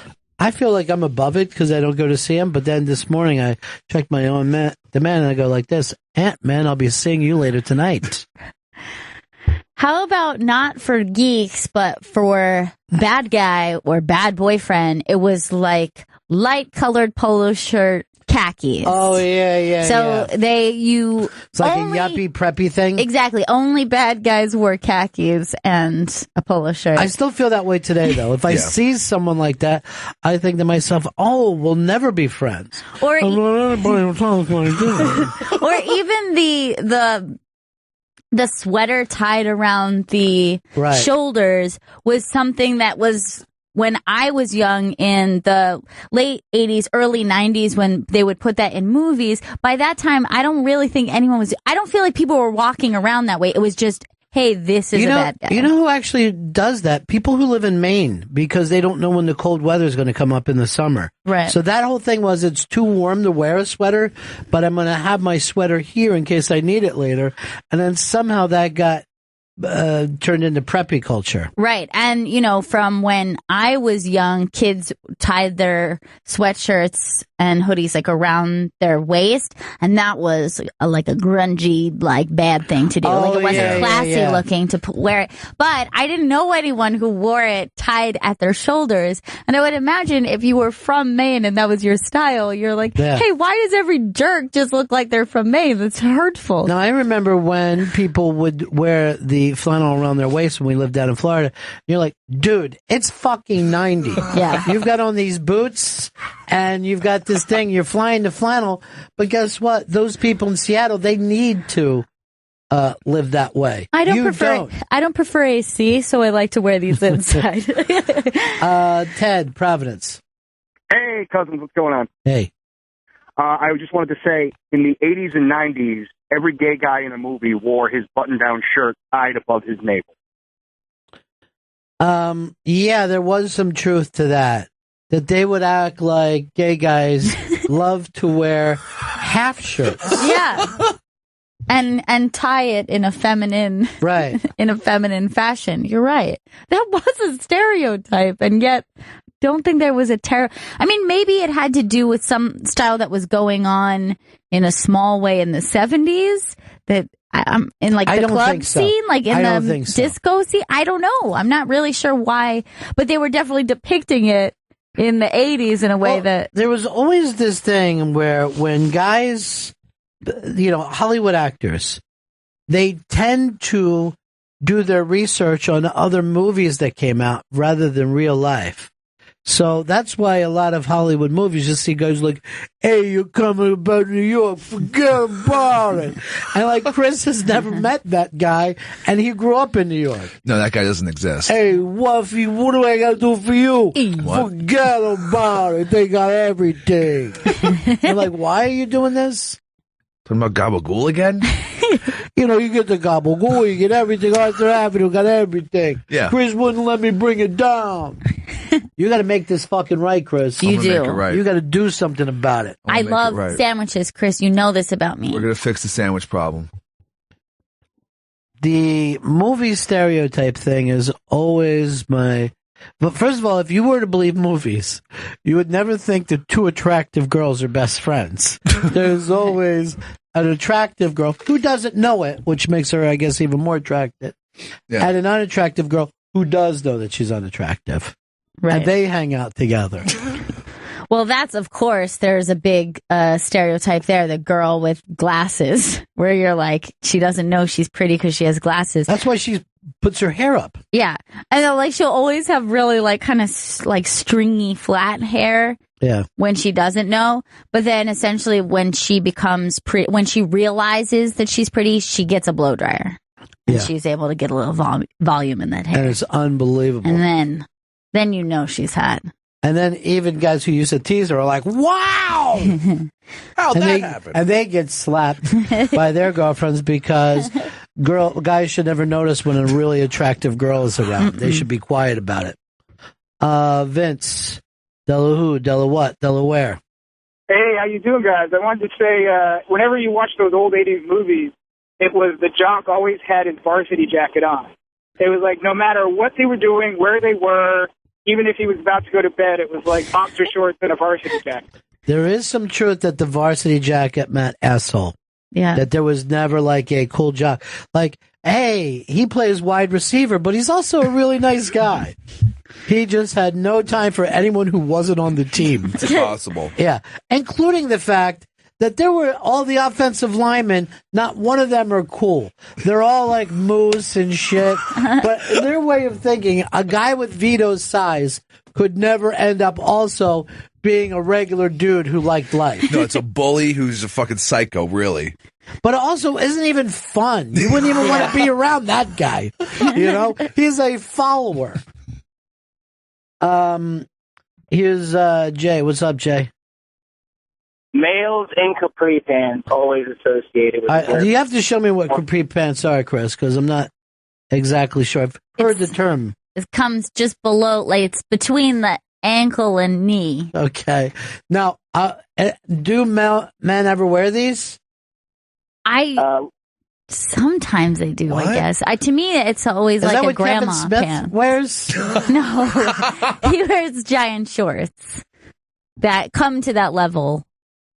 But yeah, they to me, it's more often an elderly woman's pants. Okay, but so they're saying foreigners would wear capri pants, right? I guess because they don't know how to wear pants. I don't know.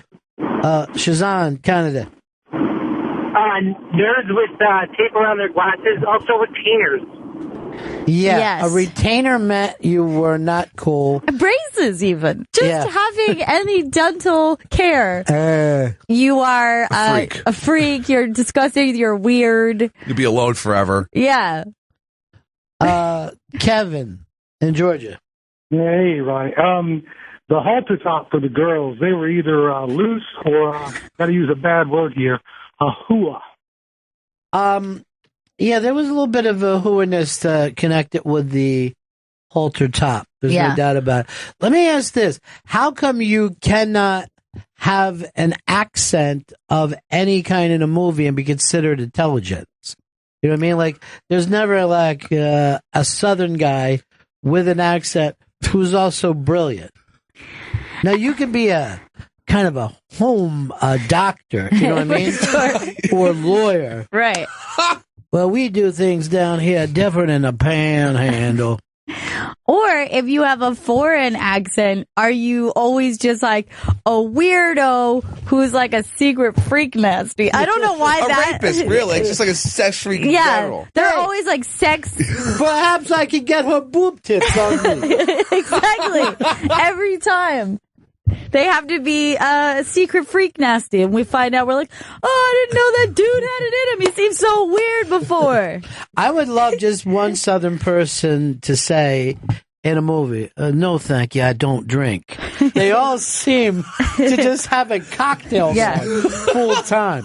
Mint julep. Or hit off straight bottle of fucking whiskey or bourbon. Yeah. I'll keep this here. Because of what happens down south and the things that we've seen. We go slow in the south, but we get things done. Thanks to the Southern Comfort whiskey. It's like that would make your life worse. Everything that you see here that looks nice is controlled by evil. So let's drink to it. Next time you come back to this office, I'll be dead with a pen in my eye because I've talked too much. And here's the thing. I've lived in the South half my life. Everyone has air conditioning. You would fucking believe that people in the South just sweat and sweat and sweat in their offices and their homes. And they all have handkerchief. Yeah, a hand fan. Yeah. They're always taking a handkerchief out of their top pocket, batting their sweaty brow. Here's Mike in New York. Hey, buddy. Just wanted to point out, Chris. Yes. He's in the Stereotypes of New York City. That Go Ghostbusters reference. You know, he says no one talks like that. Ghostbusters! Go Ghostbusters. All right, Doc said this. The funny kid always sucks at everything else and can't get girls. Doesn't the funny kid always have like a Hawaiian shirt or something too? Well, that is a funny shirt. That's great. But even though he doesn't get girls, he will end up getting laid by the end of the movie. Oh, yeah. The funny kid will get his time. You don't want to see a movie where the funny kid doesn't get laid. But it is never going to be easy for him. And it won't be like the hottest chick. It'll be like some side girl that showed up at some point. Like, oh, they still got together. Or you'll go the complete opposite where someone like Ducky just ends up with like two blondes for some reason. Like, that's going to make us feel better. That was the most embarrassing ever. That's the worst. Ducky. Why doesn't Ducky just come out at the end of the movie? That's the truth. I did the Unmasked with Ducky, right? The real Ducky. Mm-hmm. I think his name is, I don't know, Jennifer Jason Leigh. I believe that's his name. I didn't know Now, what's the real Ducky's name from 2.5 Men? Duckman. Oh, no. Duckman. In real life, you think that he's just called Duckman. I know. That's what I always called him. John Cryer. John Cryer. So I did the Unmasked with him, and that he said to me, as years going by, he was always surprised when people said Ducky was gay. And he would be like, what are you talking about? He did not play him gay. He played him Cryer. Yeah, the Duckman's gay, for sure.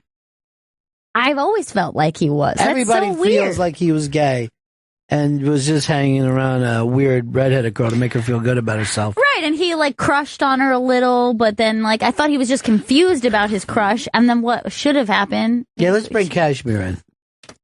I don't even know whether he's even familiar with this movie.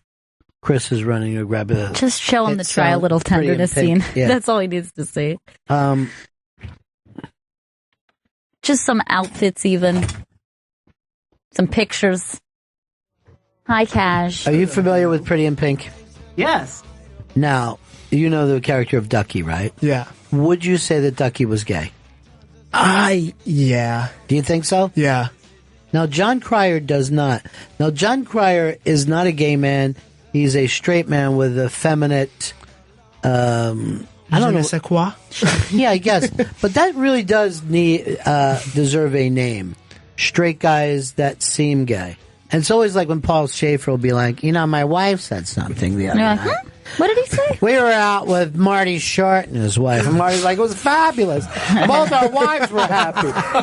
It's really the old school gay, cliches. I've always liked them, and I've always referred to them as a fancy man. Like, I've dated a couple fancy men in my past. He's a little fancy. I never would have said this if you didn't first, but Gail used to turn boys gay. And it's just a little superpower that I have. But John Cryer said no, Ducky was not gay. Oh. He did not play him as gay, but that's because John Cryer seems to be somewhat clueless about his gayness. No, there's just no way you can go to a school or in public like that and not be. Right. Yeah. I mean, that character's, he's wearing a brimmed hat and a bolo tie. Right. But see, John Cryer himself was a New York theater kid. Right. And by the way, all the stars of the movie, the Brat Packers, were not nice to John Cryer throughout the movie. And they did not want him in the movie. They all thought that Robert Downey Jr. would be perfect as Ducky, and then the audience would have cheered when she went off with Ducky, right? Instead of what really happened, the audience did not want her with Ducky because he was obviously gay. Right. And they wanted her to be with a nice rich boy, I think Blaine. Who was attracted to her sexually. Yeah. Yeah, and only sexually. Nothing else did he have for her. Yeah. But her drunk dad that couldn't keep a job. Embarrassment. But so they were very mean to John Cryer. Very mean to him. That's sad because John Cryer seems sweet. He seems like a sweet guy. Yeah, they would always say to him, hey, did you see D's? And he'd be like, D's? And they go, D's nuts. Oh, how could they do that to him? I think they even cut their balls when they said it. This is why I hate Joey. Joey's laughing at that. They gave a fuck yeah. We got him. We got John Cryer.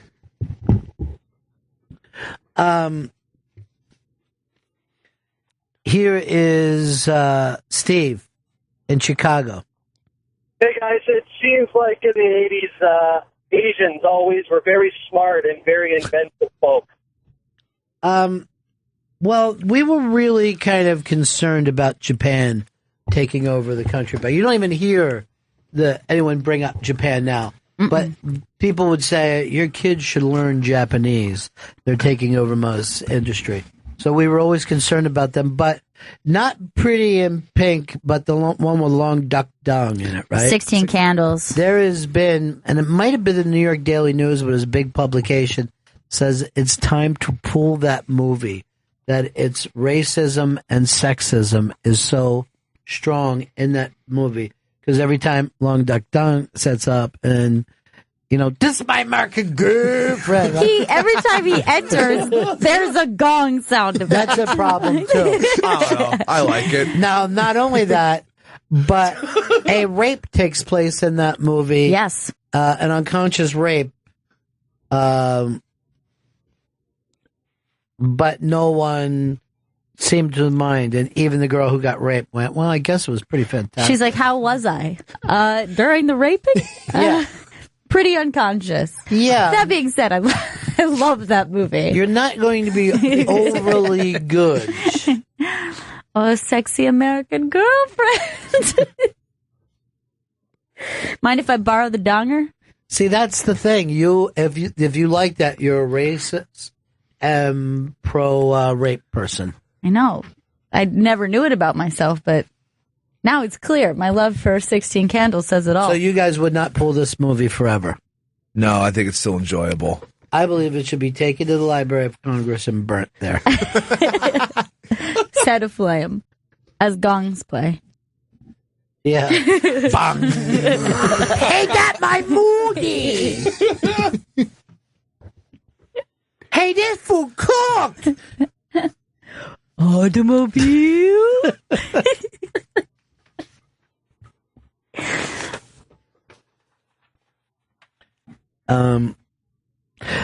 Someone sent this story in too. Netflix is the thing that stopped online piracy. Online piracy is all people were talking about a couple years ago. Yeah, it's pretty crazy, but if you look at the popularity of file sharing services like BitTorrent. Yeah, that's the main way that stuff is pirated. Yeah, it completely dropped. It was the main way how people would view and receive files on the internet. And now there's so many streaming services that you don't even need to steal movies or music To really see them anymore. for free. Yes, exactly. That's we have weird. figured out a way, or at least you pay a small. Maybe people would rather pay a small monthly fee to get a lot of content, like Netflix or Spotify or something like that, rather than go through the trouble of going through and actually stealing those files. I will tell this to, big box stores. If you want to stop people from theft, give everything away for free or for a quarter. So I paid Best Buy $5 a month, and I go in and take whatever I want. Thank you, Chris. I want that You know, television. I want that fucking television, bro.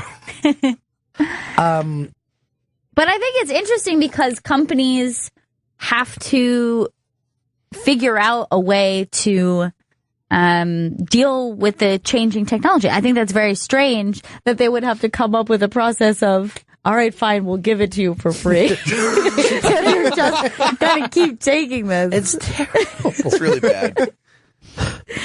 And now everyone's just Netflix and chill. Well, remember before, when people would say, look, I'm watching my fucking game online if you don't let me watch it on TV.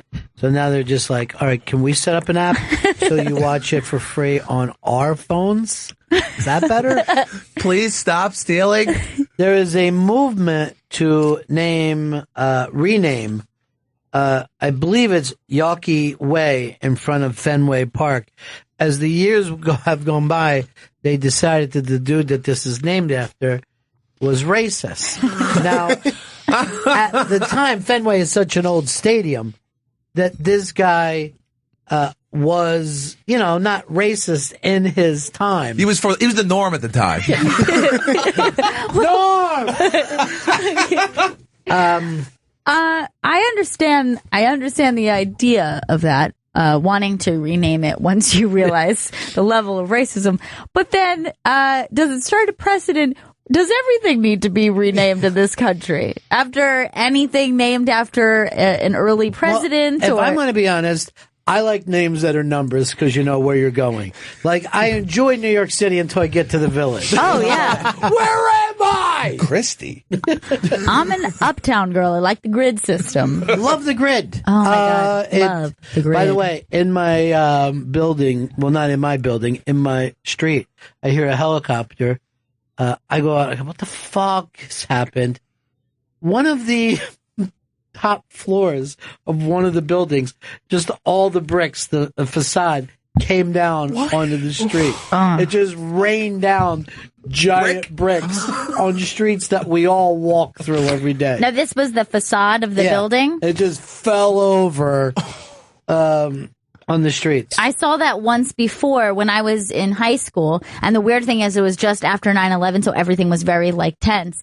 But I had turned a corner and it was, I would say, like a 5-6 story old pre-war apartment building, and it looked just like a dollhouse. Like you had sliced the front of the building off, and you could see all the way up all the bathrooms and the old claw tubs and everybody's stuff hanging out, bedrooms. It was so weird looking. It looked like a giant dollhouse. That's what happened during one of the when we were stronger than the storm. Just the facade fell down, and the people were just, somebody was sitting on a toilet, other people in their house. They're going, should we leave? It was just, I felt like they were on a sitcom. Now, did we figure out who this Yawkey person was and what he did wrong? He was the last owner of the Red Sox, and under his reign, they were the last to integrate. Oh, yeah. He was that guy. Yeah, he had management turn down Willie Mays and Jackie Robinson. So bad. But here's the problem. So if you get rid of that street, do you get rid of that conversation? You know what I mean? That's the thing. Is it better to have the street and to be able to say to your children, now this guy, even though he made some money for himself, he's still really didn't like black people very much, and our team paid for it with about 8 championships that we didn't win. Right. Just like that would be the same idea of getting rid of a movie that has outdated ideas or mentioning something historical. Right. You're running into the problem of if you stop talking about that thing, if you pretend that thing didn't happen, then you're denying something that's worse. That's worse. And that you're also denying that change takes time, right? So let's suppose it was gay stereotypes and you look back at some of the people from the 70s, right? Those gay stereotypes, those guys were actually, just by being seen, they were reminding people that, hey, gays are in the world. Yeah. Now, you might not be happy with the jokes they get or what's done about them, but that's because it takes a little time to be seen, move forward. But everybody wants everything to happen at once, you know? Yeah. That's the thing that fucking freaks people out. That you know that there's people in your family that would be weird if there was an interracial marriage in their family. But you also don't kind of consider them racist, just old. Right. Stuck in their ways. Oh, no, you don't understand. He's elderly. Yeah. So that's the whole problem there. You see, you don't understand. He's had this belief for 80 years. And he didn't know that he couldn't call people colored anymore. He just felt like that could still happen. You thought that was good. That was the better way to say it. Yeah. My friend, his wife is Japanese, and when he took her to meet his family for the first time, they lived in Idaho, and where in a small town where there were no people of other races at all, like of any kind. Right. And so he takes his, she was his fiance then, and he takes her there, and she was saying that everyone was welcoming to her, but the grandfather kept referring to her as Jap. But wasn't saying mean things, and they had to keep being like, hey, we don't say it like that anymore, okay, just so you know. And he had to keep reminding him, and he's like, no, that's interesting, I've been to Japan in the war, and the thing is about the Japs, and they're like, okay, and again, we're just gonna remind you not to say that anymore.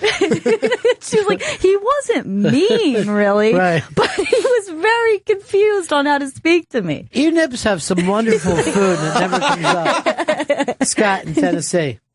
Yeah, speaking of Japanese, I've always noticed in movies, they're always portrayed as a pack of Japanese businessmen in suit having a blast. That is true. Getting hammered. There's always 7 or 8 of them, though. Oh, yeah. No one ever just goes out like, hey, I'm the guy that came here from Japan to meet with you. There's always 7 of them. And they're always like moving as a group. And then like whatever, nice. they don't know the reality of the situation, so they just like clap when something inappropriate or like negative happens. Each of them try to eat a piece of soap together.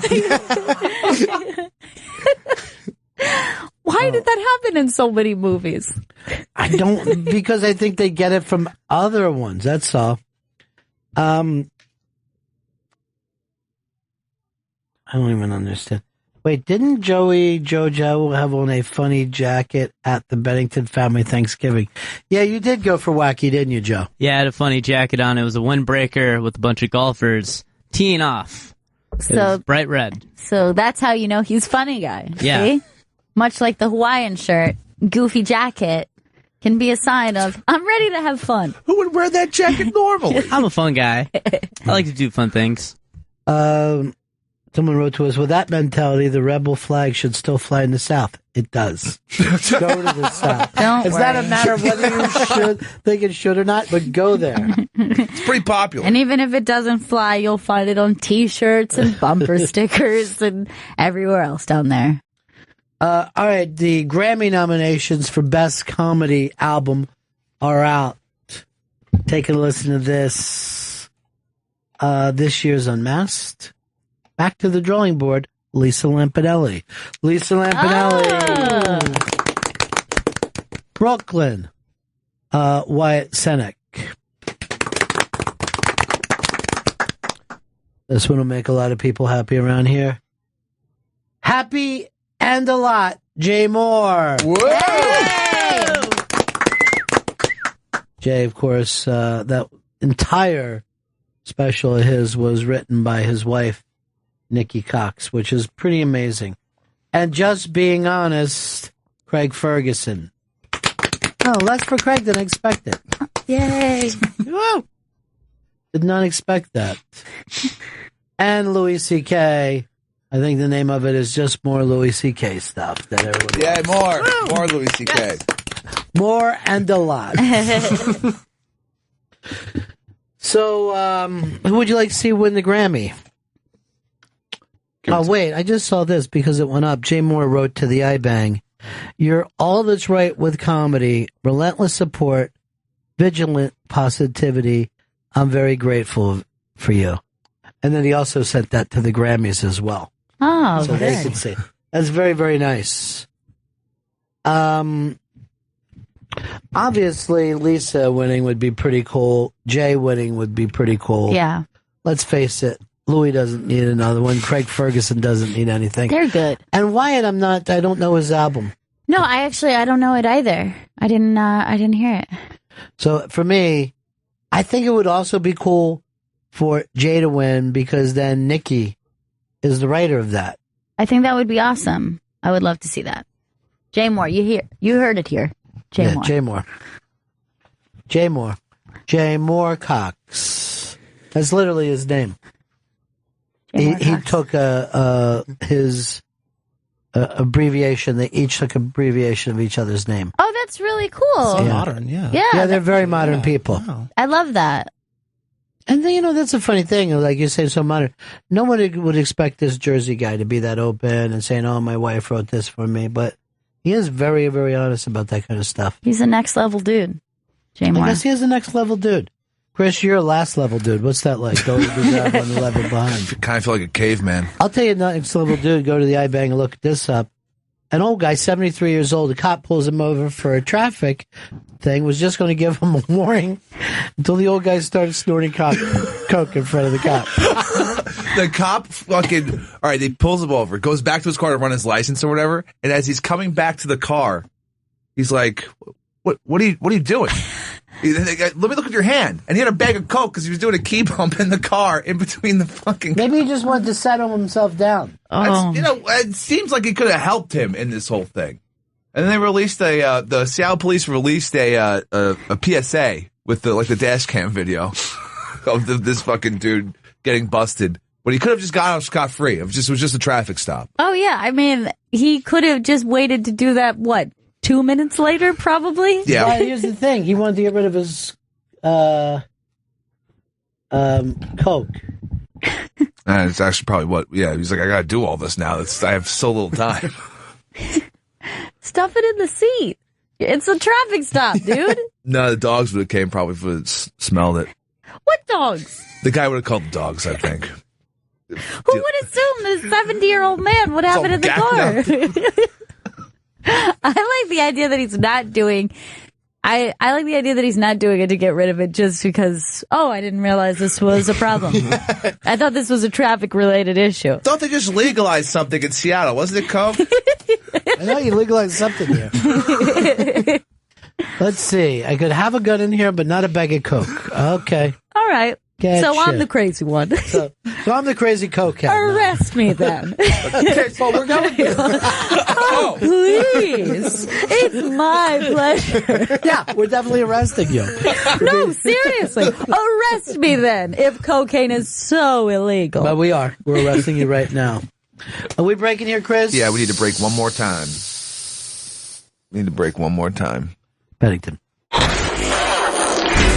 You're listening to Bennington on Raw Dog 99, Sirius XM's Comedy Club. Man, we thought that he was going to be playing all night long. I know. I thought we were going to come back with it. We all agreed to that. I know we heard that. Did you think that we just say stuff and you agreed to it as fun? I guess I fucked that up. Did you not? Why do you say yes to stuff then? I thought we did. We thought we said no. I didn't think. Why would anyone say no? That would be a weird thing to say. Hey, just so we're all on the same page, we definitely don't want to play that song, right? Chris, also don't play Abracadabra by Steve Miller. Do not play the same stuff we play every day. But I just brought up, do not play Abracadabra. Randy, Philly. Randy. Randy's gone. I hope Randy's okay. Randy's gone with the wind. There's Vito in here. Vito, how are you, buddy? I'm doing so good today. Are you? Yeah. What, did the Mets win? No. Oh. No, I'm not doing too good. Do you think you'd still be happy if the Mets won the series? I think I'd be pretty happy if the Mets won the series. I haven't been able to watch sports since they lost. I can't put my heart back out there. Any sport? No, I can't put my heart back out there. Well, I went through... I'll do this. If the Eagles lose, I won't watch Sports Center, and I won't watch PTI the following day. I'm just like, I don't fucking need that right now in my life.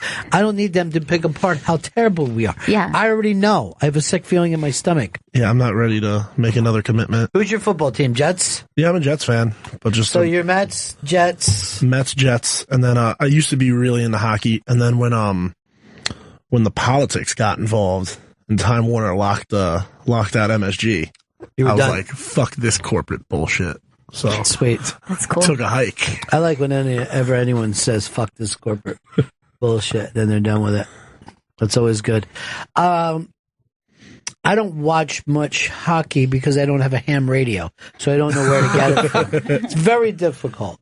It's like what, the outdoor channel? Is that what it's on? I can't find those channels. Like, that's where, like, Fox Sports is, and that's even fucking impossible to find. Somebody was telling me the other day the ridiculously small ratings that IFC gets, that you could basically yell out your window and get more fucking viewers than IFC. It seems ever since they put in commercials, the channel's has not been as good as it was. Well, that's your opinion of the content of it. I'm just saying they don't get the eyeballs, commercials or no commercials. I would agree with you that I liked it when they would show independent movies on there, but they're IFC now. They're not independent film channel, which they used to be. But forget all that. Just people do not know where the channel is or watch it. I'm always surprised, and I'll be like moving along, and then I'll find out like you could watch for like 17 minutes, and all of a sudden 8 commercials come on. And you're like, what? Sundance has commercials? I'm always surprised every single time. Yeah. Why? I don't know. I don't watch it enough to know. I only find out about shows on IFC when I'm on the on-demand channel. Yeah. And they play commercials for shows on IFC. That's Me how too. I find out about every show on IFC. Do you watch Talking Pictures on demand? I do watch movies on demand. No, Talking Pictures, the TV show, where they sit around. They You talk just about, thought you were calling them I thought Talking we were just Pictures. talking about They talk talkies. about Neil Rosen and his gang of pirates. They sit around and talk about movies that just came out, and that movies that are on demand this month. Yeah. And it's always very funny because they will give a long fucking dissertation to something that's been out for 8 years. Here's Rich in Wisconsin. Hey, Ron, what's going on, buddy? Hey, buddy. Hey, I got a question about Blue Apron. Yeah. Okay, I heard you and Gail talking about it. You say it's like a complete kit. Right. They send you all the seasonings. Yeah. Okay, I'm going to just, whatever recipe, let's say salt. When they send you that package, do they tell you how much salt is in that package? Yeah, exactly. Okay, so on the recipe card, if you want to recreate it, they say add the salt, which is 2 tablespoons or a tablespoon. Right. Oh, fantastic. That's what I wanted to know, my friend. Yeah. Now, with salt and pepper, every chef, salt and peppers to their type of thing. But a lot of these other different seasonings that you're not even familiar with, they tell you exactly how much. Right. Usually salt is to taste, but every other type, every other seasoning, if you wanted to recreate it, you would know exactly what you would need to buy. But they'll literally put 2 tablespoons of butter in there, too. Exactly. It's crazy. It's really, really amazing. You got to try that. Chris, I saw you just shake your head. Even the butter. Wow, it's insane. You're insane. I feel crazy most All of right, the time. Randy's called back. Go ahead, Randy. Hey, Bennington, what's going on, man? Good, man. What's up, Randy? Just wanted to call you guys, let you know we're all still fucked up on weed down here in Philly. Now we're going to go start smoking some meth, man. All right. Cool. And that's it?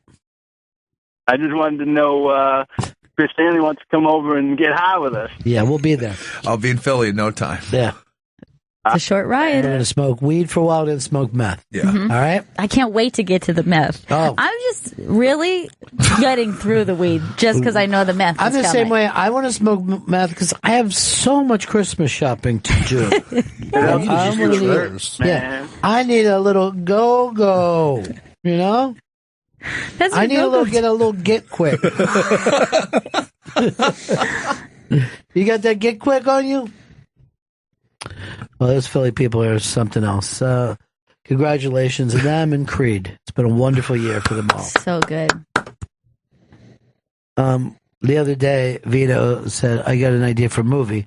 And I go, what's that? He goes, a remake of Creed. And I'm like, good luck with that.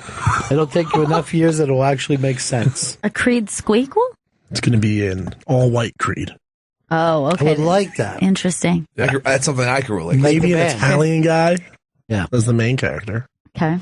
And I don't know from there. Maybe set it in a city like Philadelphia again. Sure. You know, Upper Darby. This time we shoot it in Upper Oh, Darby. please. That would mean so much to them. Did all you guys watch the Bill Murray special yet? I watched it, yes. I watched it, yeah. Did you see it, Vito? Not yet. Chris? I have not seen it yet. What goes on with you two guys? I've been rewatching every Rocky movie on Netflix. You gotta let go of Here's the the Rocky thing. thing. If you're hoping to get on a boxing channel, then that would make smart. But it'd be smart. You're hoping to get on a comedy channel. And what do you got to do? Watch comedy. Comedy. But Yeah. Stallone is so funny in some of those movies. I'll give you that. There's no teaching you, is there? I'm trying to help you. And I know there's a lot of people working against you. Yeah. Chris. The fucking man. You're not crazy about Vito. You don't think he's got it, as you called it. Like, I want that special sauce. That's what I want the person coming in to have. Ew. That's what you want. That sweet, sweet special sauce. From the inside. I can give but you not that sauce. Oh, that's an appropriate thing to say. He's got to show me. Did you meet Patrick Wilson today? I did. Did you like him? He was so dreamy. He is dreamy. All right, this is a thing because we're both. He used to listen to my show in Tampa when he was a younger person. So then I said to him, well, I think you know Gail's uncle from when you were a kid, my brother-in-law. And he goes like this. God, he was always so fit. He was always such a stud. I didn't want to, say to him, well, you're beating him in that department today. Because I'm going to give him some chance to get over for himself. You know what? Let him believe the legend, I say. Yeah, the stud. Yeah. I really loved hearing that. What a stud. Yeah. But you always liked your uncle, right? Oh, yeah, of course. He was a fun guy. He was fun guy. He was, not much older than me. Our age difference could have been a brother-sister age difference. You say that, but he's much older than you and just babyish. No. He was childish. And he's childish with his own children. And that's why people love him. But he's a lot of fun. Yeah. That's nice when you have, well, I didn't tell you this story. So I've been talking Fez through some stuff because he had to get in one of those fucking tubes today. The MRI? Yeah, MRI. So last night I was speaking to him late in the night. So he goes to his niece's Christmas thing. Well, it's also Gail's cousin's Christmas thing. Is that it? Christmas pageant, yeah. Christmas For- pageant. So he sees your aunt there, Sweetie's mom, right? So she says to him, how you doing? And he goes, well, I'm having all this nerve problems, I'm in a lot of pain. And then your aunt says to Fez, that's probably because you just laid around after your heart operation. So then I had to say to Fez, that's because she lays around all day watching House Hunters for fucking 13 hours a clip. And he was like, yeah. And Yeah, he was that's laughing, felt why. better. But he really got his feelings hurt by that mean old, I'm not going to say anything. That's the thing about me. I'm very nice about that. But who would say that to someone I don't know. who's in pain? not a It's good probably idea. because you laid around. What? After my fucking heart was taken out of my chest, stopped, and then re-fucking hosed? Sorry that I wasn't up and riding a tricycle? Don't mind me. I just need to relax a little after that. Mean as a snake. That woman's mean as a snake. Mean as a snake. Yeah, that's probably not the best thing to say. Has she ever said anything that was appropriate? No, I think that's kind of her thing. That's me. That's my thing. That's inappropriate. Her kid called today, right? And I heard him say this during the debate. Your mom's like, "Why are you home today?" He goes, "Well, my mom overreacted because I coughed last night, so I can't go to school." And then he goes like this.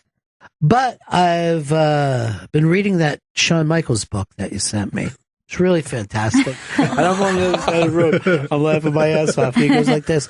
It's really interesting. I read the part where he wanted the Undertaker to be the last match, but they wanted him to come back in and work tag team for a while.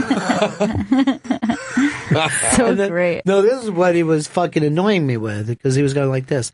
The book that Shawn Michaels signed for me and sent to me.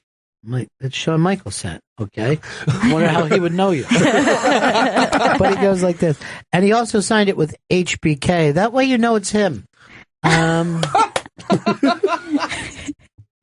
authentic. But that's the difference between like that generation. Like we talk about kids. Here's a little kid. He knows about wrestlers that were around in the 90s and watches them and reads about them and is interesting. Where in the old days, you didn't think about even wrestlers that were on a couple years before your guys. That's very true.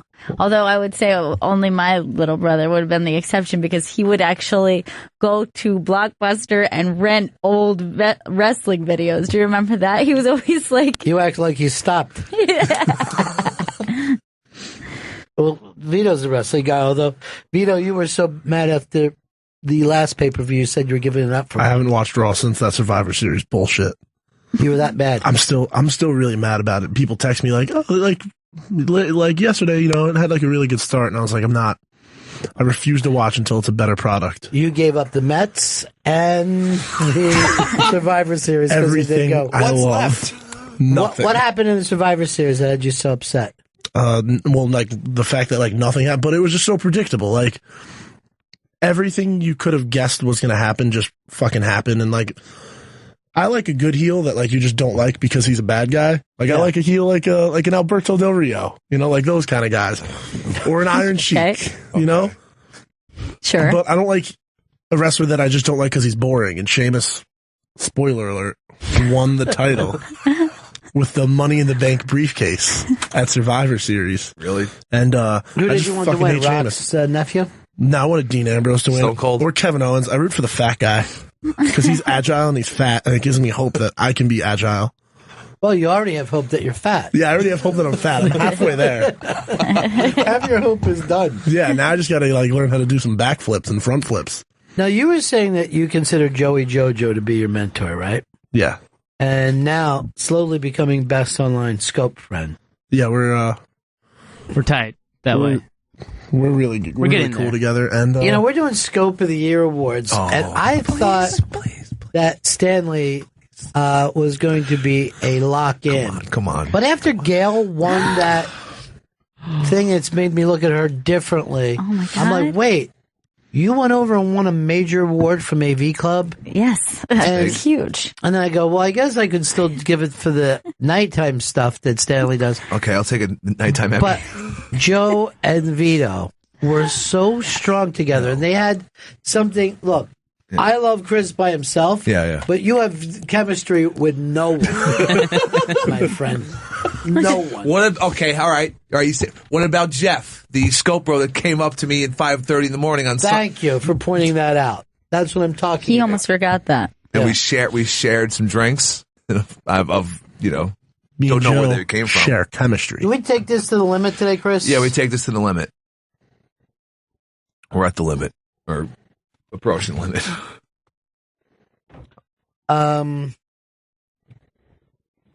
I would only say this. Never give up on the Scope Awards until the final. And I thought Chris had it completely. Well, I'm going to scope hard, because if I don't have it, then I'm going to get it. Because I feel I'm working hard on the scopes. And yeah, sometimes you're not working hard. You're drunk. A lot of times, yeah, I'm not sober. I'm in a blackout. Weird shit's happening. I'm in the back of a cab. I don't know if there's a possibility that you can do better than you've already done, because, I mean, you lost the sling, and that kind of really the sling's gone. was a good element. It's like the Tommy John curse. The sling is gone, but I noticed you're still rocking those button downs. So that's nice. That is good. Yeah, I am. Yeah, I'm still wearing the button down. You're growing up. You're out of the T-shirt phase. I like it. Now, Joey Jojo sent something in today, and I don't know whether you guys have noticed this, but he likes the youngsters, and he has a Selena Gomez thing.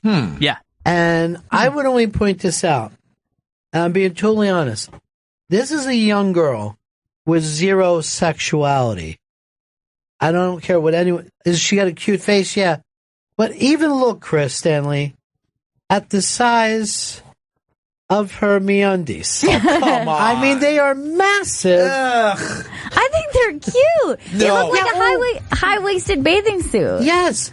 Cute for a 1950s virgin. No, thank you. And that's who she is. She is a cute girl, but this is not a sexy thing. This kills it for me. As soon as I saw those shitty, high-waisted They weird were not things. shitty. They're brand new. No, she did not poop in them. That's made up. Now, Joe, you are into it 100%. Oh, I love it. But you don't think that she comes off, not even that she's under 18, but she seems like she's 4 or 5. Like, she almost looks like she has her dad's shirt on there. Yeah, I mean, that's why it's good that she's wearing such big MeUndies, you know? But why? I mean, I think, high-waisted pants in general are on the comeback sexually. Yeah. Before they were just kind of nerdish. But now, I feel comfortable wearing high-waisted jeans myself. We're talking about it what's supposed to be. Fuck! We're trying to... Oh my God! We're trying to talk about a sex symbol, not you with high-waisted jeans. I'm now picturing him in those high-waisted 70s, like, skin tight. I love it, Joe. Right up to his nipples. Trendsetter. Oh my God, Joe. All right, well, it's up on the iBang if you want to check it out, but I don't see it as sex symbol. Well, here's the thing. I don't blame the undergarment for her lack of sex appeal. I don't think that the issue is that she is wearing a high-waisted panty. I think the issue is that she's a baby face and she doesn't have that it thing. Like, she doesn't have the, I don't know, like, there's no sexiness behind her. No. She seems young and she seems childlike. And she certainly is attractive, but I would not say sexy. And I don't think you should fault the high-waisted MeUndies. No, even though she's a mid-20s person, she has a pre-sexuality going on about her. Yeah. She's a doll face. Yes, and it's cute and it's sweet. And if you said, hey, would you like to take her for ice cream? Yes. But the way that Joe talks about her, like they would both go out in a high-waisted. That shot that you have there is the exact opposite of sexy. Like her bra doesn't, I'm not even talking about breast size, but her bra, it looks like a training bra. She looks young. And then she has baby fat on her thighs. It's not even like a woman's curves. I like baby fat. And it can be very sexy. It is not here. This is not a girl who I believe has even had sex yet. That, I think, is what it's lacking, is that she doesn't seem like somebody who knows what's up. I think Bieber gave it to her. I don't think so. I think he's fucking Justin Bieber and he gets it done. I think if he gets anything done, it's in his own asshole by another fucking man. And I hope that doesn't come across in a way that it's not intended. I do not see him as an overly sexual young man either. He's stuck as like a 14-year-old, and whenever he blew up or whenever he hit, I don't know. Well, what's the difference between her back then and like Britney back when she was wearing like the skirts and like because Britney was a little goer and everybody could tell. She knew what was up. Yeah. So you think Justin Timberlake was fucking? He definitely was. It's known. Putting it in even when they said that they weren't, then later he goes, "Yeah, we were. Yeah, we totally he were." Said he tore it up. Those were his words. Nice. Did he say that? Was that a quote? That's a quote. By that, he meant her tape. Ouch. Ouch. Yeah, she had to get 8 stitches. Tore her She a was new ripped. one. James Dean style. And that's porno James Dean, not the great actor James Dean. Spelled differently. Different career, really. My generation's James Dean. Yes. The founder's James Dean. James Dean. All right, we got to get going here today. What is today? Tuesday? Today is Tuesday. So there's nothing on the television screens for tonight. No, they right? blew it they blew it all night last night. That's Well, it. I'll be watching an on-demand Ant-Man. But first, as I do every year at this time, I'm going over to Strawberry Fields tonight to sing Beatles songs with old hippies from the 1960s. You know, I've still met people who met or knew John Lennon in New York City, and how much at the end of Beatlemania, John Lennon loved this city for treating him like a regular guy. The fact that he could go in and out of diners without people bothering him or walk through Central Park. He loved New York City. It was one of my reasons when I was a young person to say New York City must be cool, among a million other things. I love the fact that we still have Yoko here. But this 35 years ago, we are that long missing a genius. So, to a fellow New Yorker, love you, John.